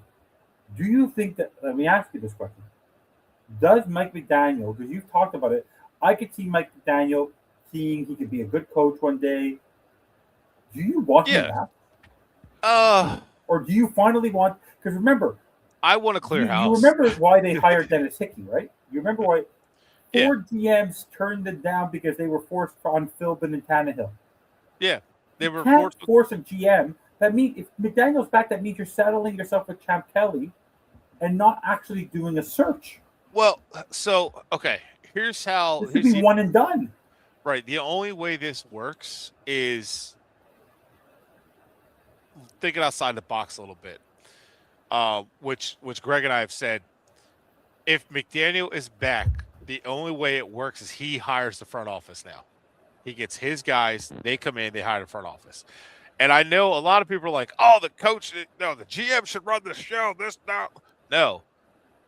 A lot of good coaches throughout the NFL in the last 20 years or so have run their own front office. Veach is not in charge. Reed is. No. And Andy Reid, the thing about that is Andy Reid brought Veach with him. After a couple of years, they brought Bret Veach promoted him to GM. Andy Reid pushed him out. Andy Reid's the VP of football operations. He was a VP of football operations in Philadelphia. What he would do is he'd bring guys in as a coach, and you would kind of learn to break down film, learn their system, like break down their film of what they want to look for, what they want to do. You know, a lot of these guys play college ball, so they understand it already. And then you go in, coach, so you understand the system, you understand what they want to do for like a year or two. And then you hit the road evaluating, saying, okay, this is what we do. This is what we're looking for. This is what we preached throughout the season. Now we got to go that way. So I think if so you look at like Mike Shanahan. Even we know Kyle Shanahan pretty much has a say over there. Pretty sure Sean McVay has all the say. Bill Belichick had to say in Cleveland. He had to say in you don't think Sean Payton England has full say in Denver? Sean Payton has full say. He had full say in New Orleans. And Bill Parcells always had full say. You know, like these guys always, like Mike Holmgren had full say in Green Bay and Seattle. So it's like that's the thing. These guys they run the front office. They're the VP of football. They run the football side of things. And then they are a lot of the guys who succeed. McDaniel's not capable of doing that. I don't know about that. McDaniel's been around a long time. The guy does not know what he's saying, Bret. He's very confused. I think he's not very good with media. Not polished. But I don't know that he's not capable of hiring people to be in the right spots, though, as far as like running a front office. I'm gonna say he's intelligent. He knows football very well. People forget he's been around this system and been coaching since 2005. So he's been around this system for 20 years. He's not stupid. He knows offense very well. And a lot of players compliment his knowledge. I'm not saying he can do it, but getting the guys who understand his system and then putting them in place so that he has the say where he can say, no, that guy doesn't fit what I do. And the GM's not like, well, figure it out. No, it's like, well, no, he doesn't fit. And I don't want to hear, well, you make your system fit around players. No, there's 11 players on offense, 11 players on defense. You cannot accommodate every single player. It doesn't work that way. You build a system and then you develop within the system and you draft and sign guys that fit your system. Andy Reid's done it for decades, and he's one of the best coaches of all time. Bill Belichick did it for decades. Don Shula did it for decades. You know what I mean? Like it's a pattern. Mike Shanahan did it. You didn't fit. He didn't go after you. Sometimes it's okay to try. Like, you know what? This guy's got a lot of talent. We'll try it out. It doesn't work. And you just move on, whatever. Or, hey, he does fit, but, we're going to try to do this and it doesn't work. Okay, whatever, move on. That happens. You're not going to be 100%. But that's the only way this works to McDaniel is if he hires his own people. You didn't answer the question. Do you want him back? I want a fresh start. I don't hate him coming back if he's running the show. But if you have a GM that comes in and you say you keep McDaniel, that's just going to bite you in the ass. There can't be any restriction. That's what I'm saying. So it has to be Champ Kelly and Mike McDaniel or bust. Yeah, well, unless there's another person out there that he knows that come in. You know what I mean? Like he still hires his guy. But I still feel like Champ Kelly was the reason it was brought in was Mike McDaniel. That doesn't mean they're all staying until next year, but I do feel like that they skipped people. All of them that were tied to Greer, they just leapfrogged them and went right to Champ Kelly, who's an outsider coming in. So we'll see what happens there because they fired. I know Ross has not done the right decisions and has done half-ass measures the entire time he's been here. But this is the first time he's cleared people out of the front office too, not just the GM. He fired people that have been here since the 90s. That he didn't like Greer. Greer, no one to see him. Yep. I think anybody that was tied to Greer that was a Greer loyalist was out, out, out, out. Like you're wasting money, you're wasting time, you've wasted all these years of picks, resources, and we've got nothing more. And now Ross looks like an idiot because he was loyal to his guys, which By the way, the one thing we can't criticize him for is loyalty is also a compliment, right? You're loyal to your people. That is a good sign of a good boss in one way, but that's in spite of winning. So like sort of like the way Tua thinks. Tua is loyal up to a point, but he doesn't care about winning. But I must tell you, but he invests in this team. Like I've never seen a guy like someone made a line. I think it was I saw it on a podcast today. Like the man literally, if he wants to get rid of you, he can. He's not worried about you. The man doesn't care because the man literally can buy you out, can buy anything. He's pissed at you. He can make your life miserable. The guy literally has made a fortune. He's doubled his wealth owning the Dolphins. Like the Dolphins have made him a crap load of money. Between F1 and tennis, the guy does want to have success. He just doesn't know anything about football, and he's trying to make decisions. I meant to ask you this. I don't think I've ever asked you. Do you want someone as a buffer between Ross and the general manager? Do you want a president of football operations? Yeah, like Parcells again. Yeah, I do. But like, it could be a head coach. It doesn't have to be. It doesn't have to be a separate. But it has guy. to be a veteran head coach. Come on. Yeah. Can't be a rookie. All right. Andy Reid, Sean Payton, got all that power right away. Mike Holmgren, all of it right away. Yeah, but they had many years of OC experience. This guy literally is a run game coordinator. That's the highest position he ever held. Yeah, but I'm not worried about that. I'm not saying McDaniel. I'm just saying in general. Like, yeah. You don't have to be the reason. Is there someone out there is there someone out there right now? If you have your hand picked right now of who's available, or is it not that's not a head coach in the NFL? So college, unemployed. Who do you see as a potential target? That's one of the concerns I have is that who does Stephen Ross even think is capable? Who's better than McDaniel out there right now to coach this football team or to turn it around? Who's out there? I have to look at who like is available. Anyone not named Belichick for now because Belichick, yeah. Well, yeah. He said he's staying in North Carolina. He's doing Belichick's doing the opposite of Nick Saban. I'm staying in North Carolina. All right, I'm not staying in North Carolina. By the way, you know what's ironic about it? You know what's ironic about it for him? Do you know who his potential quarterback was going to be at North Carolina? Who's that? The guy who's starting tomorrow. Did you know? Because he held off Arch Manning as long as he could, which he did a pretty good job doing for years. He was offered like $3 million NIL money to go to North Carolina. Oh yeah, I did. Yeah, that's right. He was, and he ended up going for the draft, which I thought was wild because he was one kid. I was like, you should stay, because I do think that he was going to be the starter at North Carolina. Yeah, I do think he is. I do think he could have been a good coach, right? Or a quarterback. But I think he needed more time. And sometimes guys get to the NFL and it just kind of falls apart. And it's like, I don't know. So,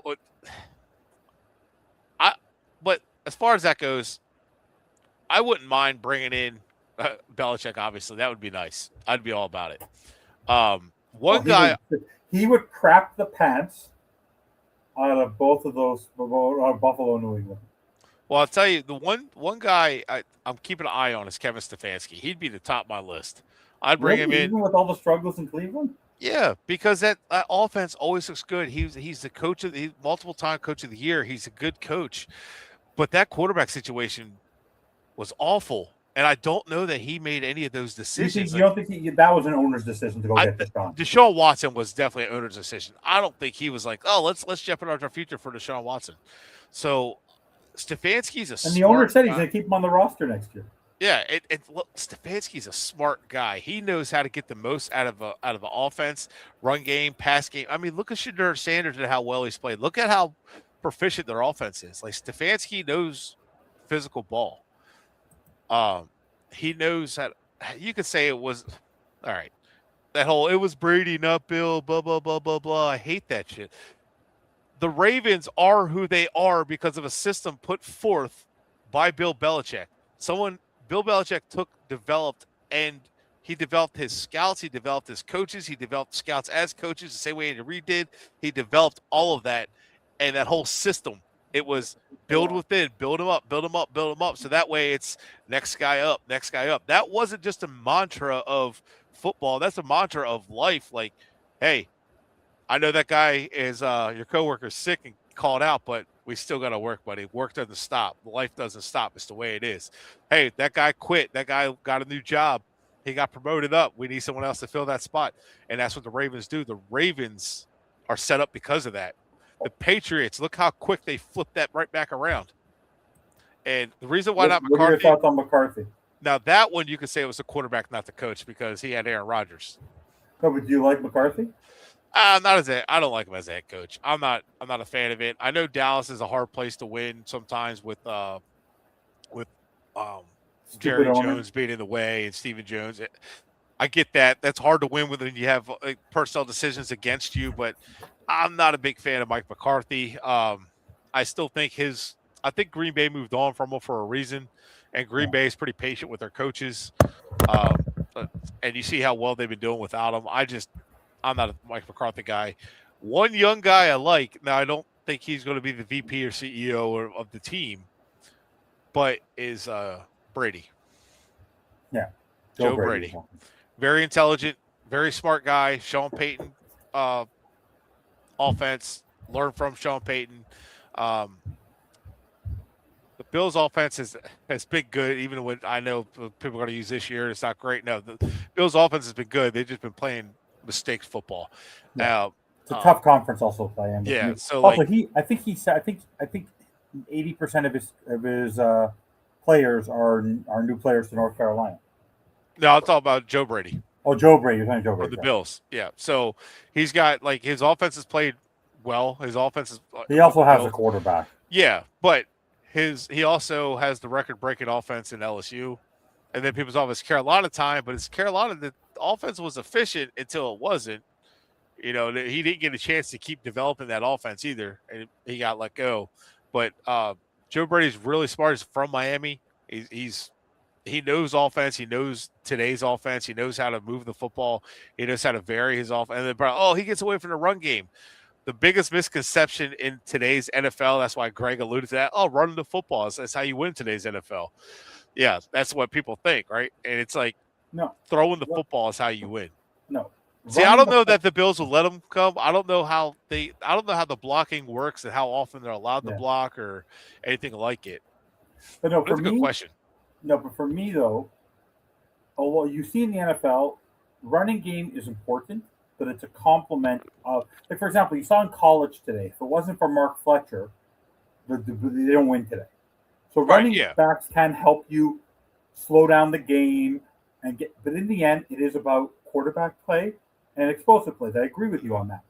But you saw today, they won, but they're winning in Philadelphia. They're winning in spite of Jalen Hurts. Jalen Hurts has been god-awful. That coordinator who replaced Kellen Moore is a big problem for the Eagles. He's awful. And they're winning because of defense and in spite of their quarterback. Jalen Hurts is not having a good season. It's more of the play calling. It has been putrid there in Philly. And it's old-fashioned. Their offensive coordinator comes from the Chan Gailey school of thought. He learned under Chan Gailey, and then which surprised me, like Nick Sirianni was his offensive coordinator when he was a quarterback coach. So he's loyal to the guy, but yeah, it's putrid. It's bad, and it's not the style of football that's conducive to winning in today's NFL. No.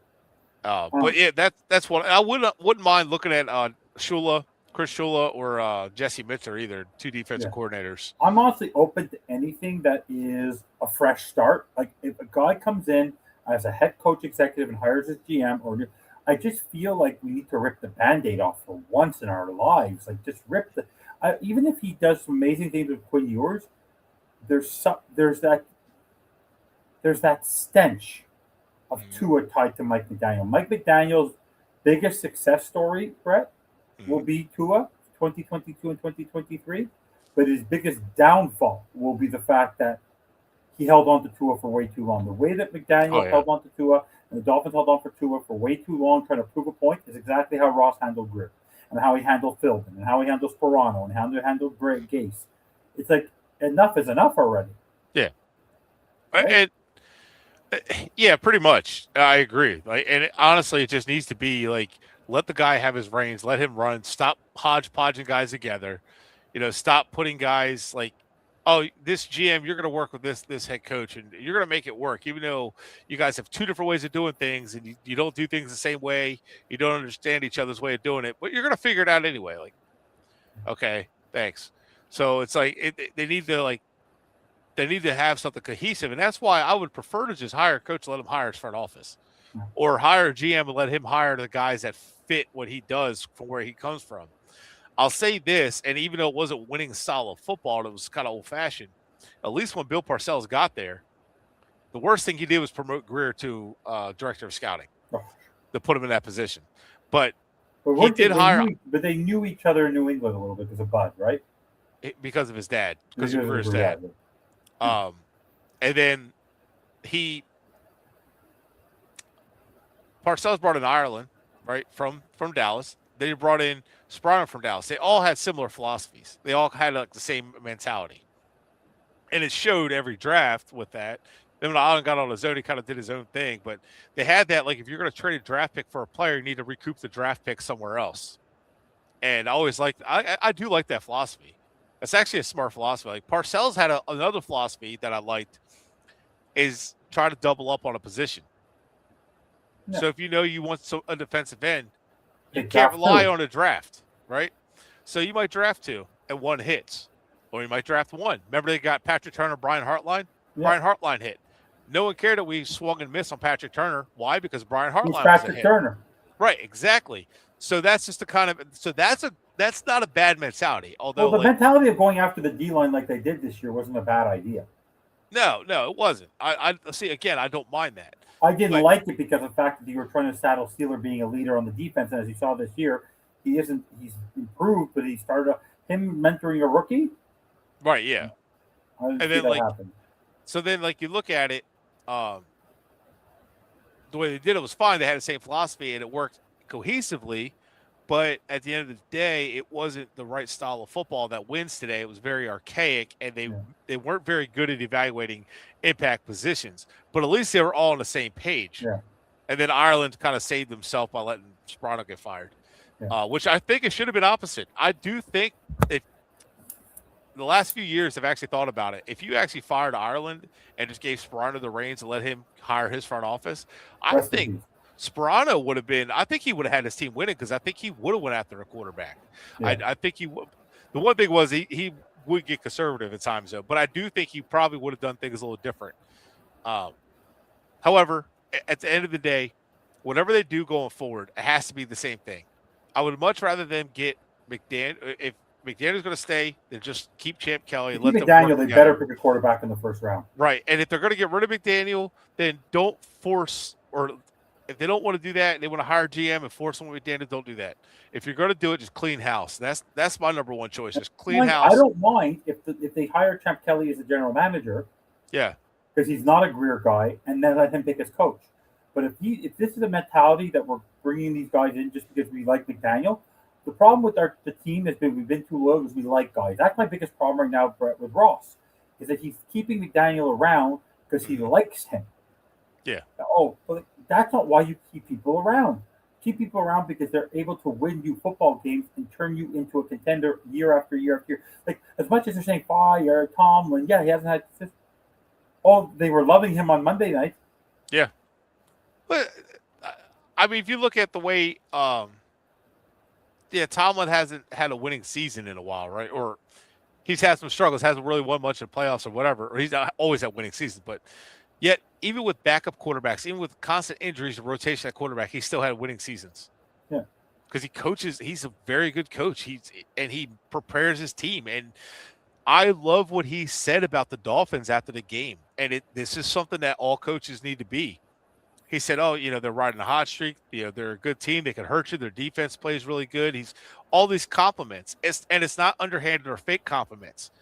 He took playing the Dolphins at the same level as playing the Chiefs or the Patriots or the Bills or whoever they're playing. He took that at the same level. Not like, oh, it's just the Dolphins, whatever. No. They're not as good. We don't have to, no, he prepares his team the same as for everybody. Yeah. And they're ready to go. And he coaches the same way. So, and Yeah. with all the changes at quarterback he's had for injuries, and they have yet to nail their quarterback, he's still a great coach. And that's the style of coach I'd like to He get. hasn't hit on a quarterback since like Big Ben. Even Big Ben had his struggles. Like it's. Yeah. I think you and I we both agree. Like, I never thought that Greer would get fired mid-season. I didn't think Tua would ever be benched. I wanted McDaniel gone just because I just don't like the fact that he was too loyal to the way he thinks things should be done, and he doesn't adjust well at all to things, or maybe he's just incapable of adjusting. Yeah. But how did the season overall? Nothing surprised you this season? What surprised me the defense actually. No, that's doesn't be. I honestly nothing surprised me about this season. I knew this season would be a total like confused, daisy confused. Like I said 6 wins max at the beginning of the season, and I got like rolled for it. I said 7. Yeah, and I said and I was like pretty confident. And then we got to this point. I was like, oh, maybe they'll win more. I don't know. We'll see. But they still could. Who knows? But what surprised me the most is I think the way the defense started, it did not surprise me at all because I knew they were going to take a huge step back. And then I think the way they kind of settled down and started playing better, I feel like I know it's against backup quarterbacks and all, but I feel like the defense has surprised me a little bit with how cohesive they've looked the last few weeks, how hard they've been hitting, and how well they've tackled in the open field. So I do want to say like that. I think that's been good. Everything else is about the same. Well, you got 2 wishes this year, bro. Well, you did get 2 wishes this year. Oh, I did. You can't complain. You have to give Ross Greer some credit. Fired. They benched Tua and they fired Greer. Well, what surprised me the most was so much that they fired Greer. It was after they fired Greer, they went and fired the 2 head honchos of the scouting department out of there, and that's what surprised. Like, oh, all right, they mean business. They're not playing around. No. And then I think the one thing I can say that surprised me is the offensive line has actually looked really good. Yeah. Patrick Paul, who I think Jonah still good. Jonah makes me nervous. Yeah, but you know what? He has. He's a rookie. He's been better. But Patrick Paul, I told everyone, don't worry about Patrick Paul. Yeah, he's fine. He does his job. He's not going to run you over, but he blocks. He does his job. I hate to break it to people. Trenches are important, but if you think trenches are the reason why you win Super Bowls and when you win playoff games, you know that all the success that Patrick Mahomes has had in his career, most of it is because of his play. His offensive line has been garbage. Yep. And you know what's funny? If you take a look at our what's Jared Goff done with his wonderful offensive line? Everybody's like, well, look at the Eagles' pass rush, this and that. Name one of their top pass rushers. Brandon Graham. Right, like last year, like you didn't have one. Why? Because their secondary was so good. Weird how our pass rush all of a sudden started struggling after Xavier Howard and all of our good corners and secondary were gone. And I still think people owe Boyer an apology because our secondary development has fallen off a cliff ever since they let him go. Well, the problem with Boyer was the fact that he was saddled to McDaniel again. Like that was another Greer thing. So that was forcing. And that's where I do. McDaniel took the job, but that's where it does suck. What do you think here? Biggest question mark: how will they scout moving forward? Well, see, that's going to depend. That's going to depend on what they're scouting for. So scouts in general know who's an NFL player and who's not. All they're going to do is report. This is what this player does. This is what he is. They just do a full breakdown and report of a player, right? And then like. Your head of scouting starts breaking that down and say, okay, what fits and what doesn't. And they go over it with the scouts, with the video and all that and go from there. It's really going to depend on who's in charge. But they're going to have to start, if the right person gets in charge, they'll start scouting premium positions and start looking at, okay, we got to change this up. And that's what they're going to have to do. And premium positions are corner, running back, or wide receiver. Tight end and running back if they're like elite players or possibility of being elite. So those are like hit or miss. Those are harder to find guys that like are studs, although tight ends seem to be like becoming a thing a little bit more at a younger, but usually they take time to develop. Quarterback, obviously. and then pass rushers. Now, safety, linebacker, interior defensive line, offensive line, they're not premium positions, but they're positions that like you try to get in like day 2. You don't try to spend all your first round picks on offensive line because you're just going to end up losing and being where you're at now at the same time. So I know people say we didn't invest in offensive line. That's nonsense. We've invested a lot of picks in the offensive line. They Just picked the wrong players. Yeah. So that's been their problem. It's really mainly what they need to focus on is finding the right players, because it's like they purposely would go after the players that weren't the best ones, like going after Jamar Chase or going after Jalen Waddle instead of Jamar Chase when they could have just stayed. I didn't mind them drafting going to 12. Why'd they go back up to 6? Yeah, exactly. And they could have stayed put. It probably got the same or got Devonta Smith or moved up a pick or 2 for Smith and not have to get rid of it like another first. And you got the same level player. Waddle and Smith are the same level of player. Yeah. I hate to say it. I hate that people are going to hate that, but whatever. So like it is what it is, and that's the problem. It's they put a like, and I like Waddle as a player. I like Achane as a player, but the team almost feels like the same way that the fans do. Like, oh, they're our elite players. No, they're not elite. They're good, not great. Like we rely on good players. We've not drafted an elite player since Xavier Howard, and before that, Rashad Jones, maybe. Yeah. I don't know if you call him elite. Cam Wake was one of our last elite players that we drafted, or that we well, we didn't draft when we signed him, but I'll consider him a homegrown talent, if you will. Yeah. So there is a game tomorrow. We're playing the Bengals. DSG, hate to break it right now. Last time I checked, Canadian, $20. Get to the game.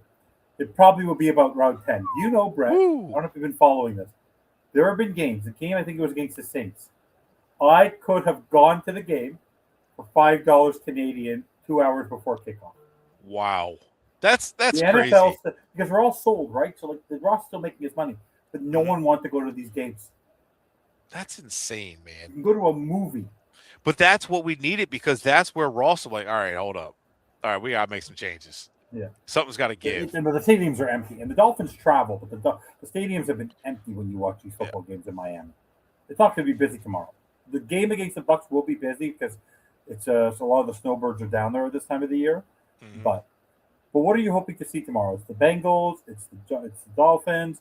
Quinn Ewers. I know Minka might be out. Jordan Brooks will try to play, but whether people play or not, I think is irrelevant. What are you hoping to see in tomorrow's game? Honestly, because they're playing a bad defense. They're playing a very bad defense. Yeah. They're 32nd in the NFL in many categories. Here's the thing about I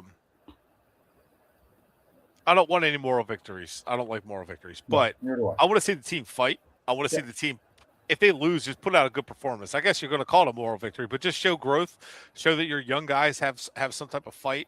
And I really would, honestly, I want to see them not be afraid with Quinn Ewers. Just let him go out there and make his mistakes. Let him go out there and fall on his face. It's okay.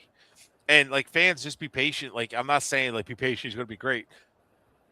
At this point, he's a 7th-round pick playing in his first start. Let him fall on his face. It's okay. If he falls on his face all 3 games, it's not a big deal because you can just move on. It to you, a lot of first-round picks have fallen on their face in their first season. Yeah. People seem to forget Josh Allen was not very good. No, he played sloppy. Peyton Manning was not very good. No, we beat him. Eli Manning was not very good. Phillip Rivers was not very good. Our last playoff win was against Peyton Manning his rookie year, I think. So, or was his second year. But either way, exactly. Yeah. So, like, it's okay. Like, he's going to fall on his face. Like, if he does, that's the one thing, though. Could you see, though? Just basically what I'm saying is play as if the season's not over. No, but the thing I'm worried about tomorrow, Bret, and this is what I'm a little worried about, is there's going to be a distinction between him and McDaniel and people. I could see airplanes. I could see a law firm saying fire McDaniel tomorrow. I could see people booing McDaniel if the offense isn't moving. And I don't want Quinn Ewers. That's my problem with Quinn Ewers. I don't want him to get spoiled or get trashed on and get his career get affected by the fact that Mike McDaniel get David Card. Yeah. I feel like Mike McDaniel could either help him, but it's more likely that he might hurt him just because of his lack of. Like tomorrow, this should be a game where, yes, you want to throw the ball, you want to see him fight, but you do need to make sure Achan, Wright, Gordon are there. Like, I think that if you run the same offense you ran for Tua for yours is going to have more success. Probably, yeah. Some of his play designs are very, very intuitive. It's just you need the quarterback to actually be able to implement his plays. Right? No, I agree. Like, do you expect him to win another game this season? Do you feel yours and the team has the ability to win these games? I'll be honest with you, I didn't expect them to win any games with Tua starting, so I don't expect them to win any games like the rest of the season. Is that a failure to you? Going 0-4, yeah. That's a failure. Is that on the quarterback or is that on the coach? It's on everything. It's on the quarterback, it's on the coach, if they finish with 6 wins. It's a failure. Black Monday, he's fired? I don't know. Can they bring him back? Can they actually bring him back, Bret? If they lose out, they look awful the next 3 games. How can they say to their fans, he's the coach? He couldn't win with you. He couldn't because. By the way, you know who? Remember who Brock Purdy's first victory was against? It was us. Exactly. Yeah. Well, he didn't start. Right? He had to come in. Yep. No, he started the game. I thought he came in. No, he started the game. Oh, okay. I couldn't remember. So no, he started the game. Mike McDaniel was 34-32. He's got 3 more games.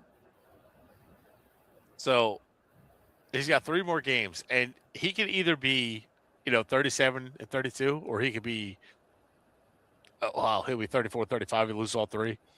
He would have to He has to win 2 games in order to stay above 500. If he loses 2 of his games, he's below 500. How do you justify to your fans? You can't put it on Tua. That is Tua wasn't as bad as Greer is. No, yeah. How do you justify to your fan base that you're bringing back a coach who has a losing record and is in his 5th year? Wait a minute, I'm wrong because here. This doesn't go against the cap, so I don't want to hear he's extended for 3 or 4 more years. Yeah. So, by the way, I hate to break it to you, Bret. Do you know that Greer got an extension last year too? Do what? Greer got an extension at the exact same time as McDaniel. Yeah, they fired him. Well, I said I've said before we gave Philbin an extension. The next year, fired him in the season. Gave Sparano extension, fired him in the season. Gase, did he get an extension that year? No, because he got fired at the year 3. So I don't think McDaniel. So that's the one thing I keep saying. Like McDaniel got fired or got an extension. Welcome. Don't forget to like and subscribe. Welcome to the network. We'll be on again tomorrow, 11 o'clock. Check us out in the pregame show and postgame shows.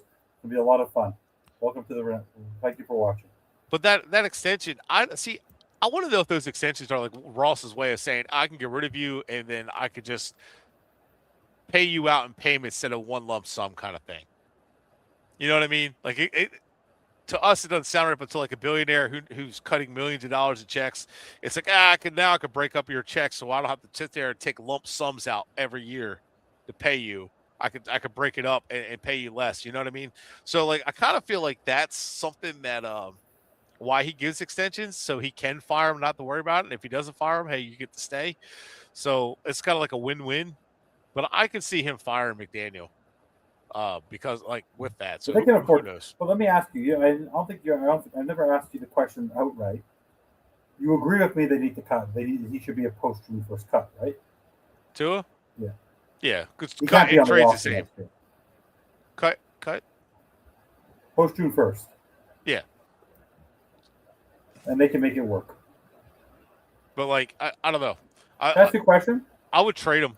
I have a question for you. I would see what I could get out of a trade and then try to work so somebody will take his money. Can I ask you a question? What? As bad as he's been this year, one person that Bobby's been a big fan of and actually would consider giving the reins to is Pete Carroll.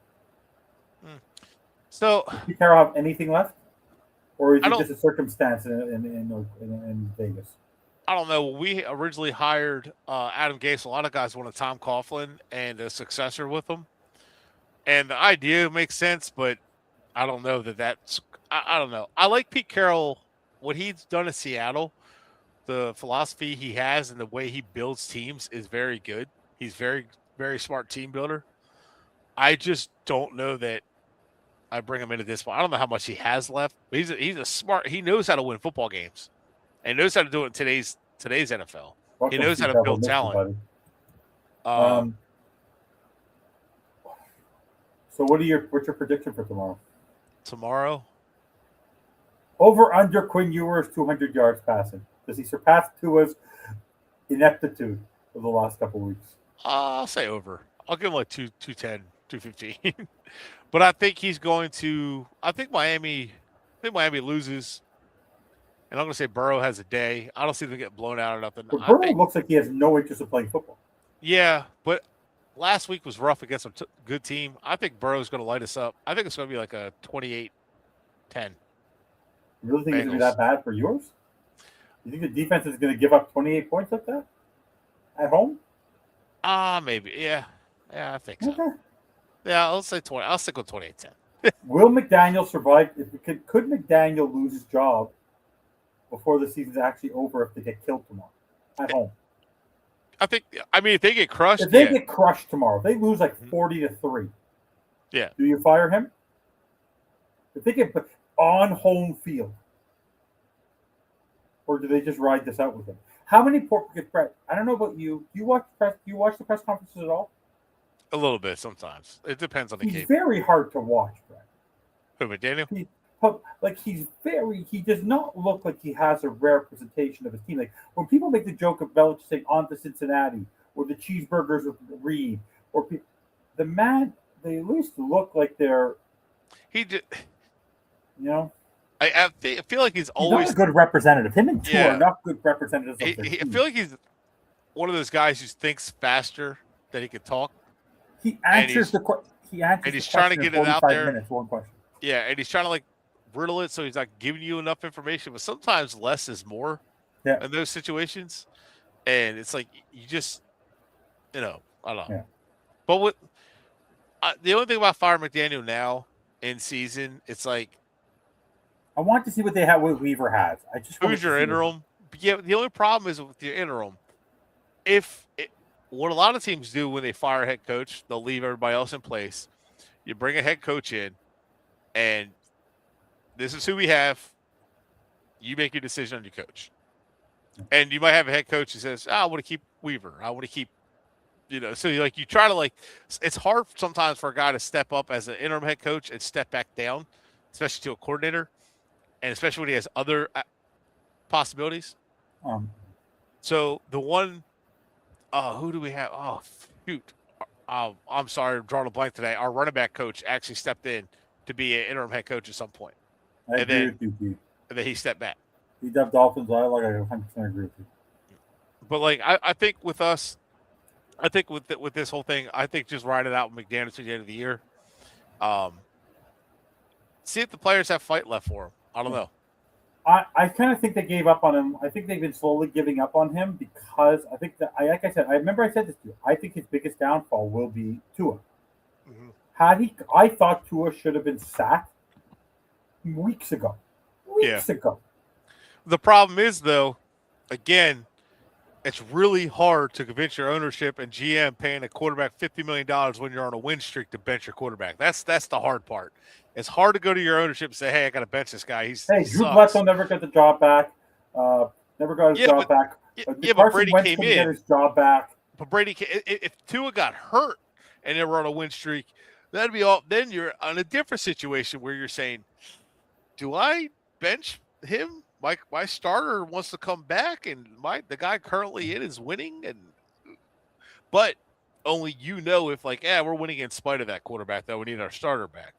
So, no, if that was the situation, then it'd be opposite. Like, shit, do they start Tua again? Yeah.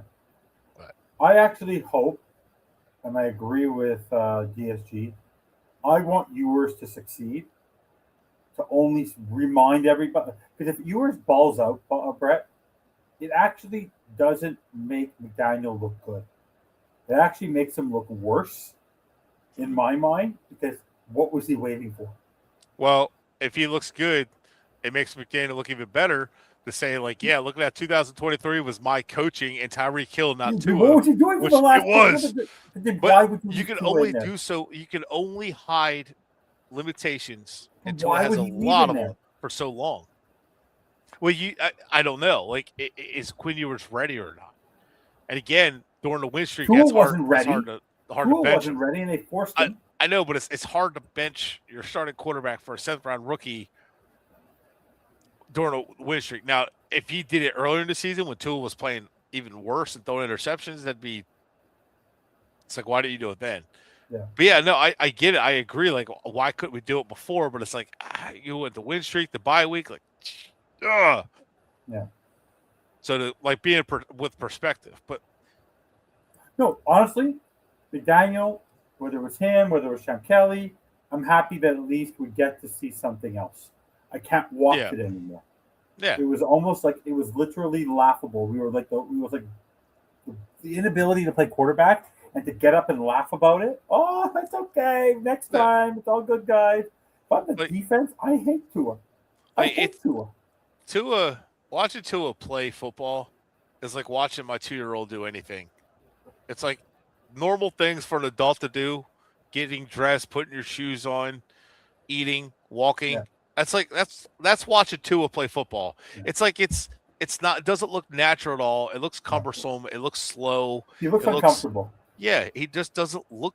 And then you go watch all these. You watch other games. And it's like, man, these offenses can actually move the football.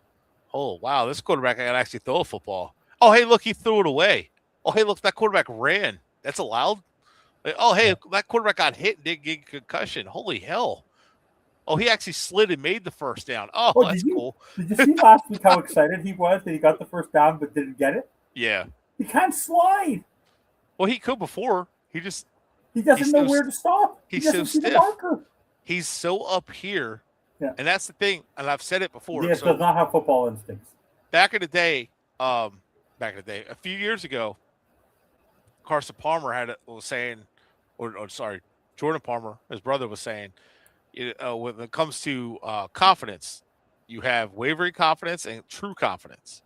And he was talking about true confidence, basically Joe Burrow, like it's no matter what, nothing changes. You're even keel. You have a bad day, good day, doesn't matter. Your confidence never wavers. You throw 5 interceptions, you don't drop off. You just say, I had a bad freaking game. I was terrible today, but I'm not terrible as a quarterback. But I had a terrible game and I played terrible. I played like hell. Joe Burrow literally just said that. He goes, nobody's going to win the game with the way I've been playing. That's no team with me is going to win the way I played. And I'm like, that's him not saying I'm a bad quarterback and saying my play hasn't been good enough. I need to be better. He's not saying he sucks. Where Tua was like, oh, do I suck? And Yeah, that's what do you wavering think of this? confidence. Oh, I agree with this, but let me see what you think. I don't trust McDaniel's QB evaluation skills. He went to bat for Tua, and Tua got that burdensome contract. Let's see what yours to do. Hopefully he'll perform out of it. I agree. I'm telling you, he does not get that contract. I mean, that's a good point because Tua did say if I don't start over Hurts, I'm going to USC. Who cares? And then You know what I mean? Like he pouts. By but the way, also, had they he kept took Hurts, the job. had they kept Hurts, they would have won another national championship. Well, yeah, but then he said, with that whole thing, he came in with the idea he had to fix Tua and he had to help Tua, build him up and all that stuff. I still don't know what to believe with our media because our media is questionable, and you could tell sometimes. Depends on who. Yeah, and a lot of them were like trying to sell Tua on. I'm like, what is I know this? who you're referring to. Well, there's a handful of them. I'm like, There's two. Like, you guys suck at this media thing. And then they're just like pushing it. I'm like, I'm There's not two of believing them. half There's the only nonsense There's coming only out. two of them. Hyde does not do it. Coopart No. does not do it. Habit does not do it. It's Shad and Kelly. Oh yeah, yeah. But looking at it, I'm like, I don't know what to believe, and I know when it comes down to it, McDaniel is not dumb. Like, he knows how to move the football on defenses, and he's come up with a lot of creative ways to do so. And he's smart. Like, he knows. I don't know that he knows how to evaluate quarterbacks or not, but I could tell you he's. I can tell you he knows a lot more than Greer, and I think he would probably want someone different than Greer or different than Tua if he had a choice. I like the aura of Kelly, but I don't know what to expect. What, Omar Kelly? No, Sam Kelly. I don't know. Like I don't know. Maybe it's the look. Maybe it's the look. It's the style. It's the demeanor. I can tell you, reports, and I know we just talk about media. If the reports are accurate, he's not a fan of Tua. Who's this? Oh, I don't think he is. I think that I actually think it's more Kelly than it is McDaniel. I think it's Champ Kelly and Brandon Shore who are pushing this. I don't think it's McDaniel. McDaniel might be okay with it, but I really think it's actually been pushed by the people in management right now. Yeah, I wouldn't be surprised. Yeah, I wouldn't be either. So, anyways, guys, we're almost an hour and 53 minutes into the show. We appreciate everyone watching so far. Don't forget to like and subscribe. Any final words, Bret? Do you have anything else you want to talk about tonight? No, I think we'll fall. It's going to be interesting going forward. We'll see what happens, and we'll see where things go, and be ready for an interesting couple of weeks. And at least it'll be fun. At least it'll be different. At least we can evaluate the team a little bit. Yeah, and now at least we didn't go to year 7. If hopefully we get out of this year, so you're not going into year 7 like we did with Tannehill and just waiting another year to draft a quarterback. I'd rather suck in 26 and get a quarterback at 27 than suck this year, suck next year, and get a quarterback at 28. Yeah. That would be just so Dolphins. Yeah, I know. So, guys, tomorrow, 11 a.m., I may or may not be there. I'm going to be in and out traveling. We have the Dolphins pregame show with Bobby Finstock, Bobby Melendez, and Sammy Chico. Guys, Dolphins game was flexed out. Thank God it was flexed out, or else probably they would have put 2 in. We're playing at 1 o'clock, and after that at 8 p.m. or 8:30 p.m., we're going to see the time. You'll have the post-game show with myself and Sammy. Bobby may not be able to make it, but I'll be traveling, but I'll make time for the game with the post-game show. I'm going to be listening to the game and watching it while I'm traveling. Guys, it's going to be a lot of fun. Don't forget to like and subscribe. Bret, we have to do this more regularly. You tell me when you're free, whether it's Friday night, Saturday nights, we'll find the time. Hopefully Greg will be able to join us next time. Hope he has a great time in Tennessee with his wife and has a good time. Fortunately, when you're in the cabins in the woods, the internet's not always guaranteed there. So, guys, don't forget to like and subscribe. And I know it's always hard for us to say this, but as always, fins up. Fins up.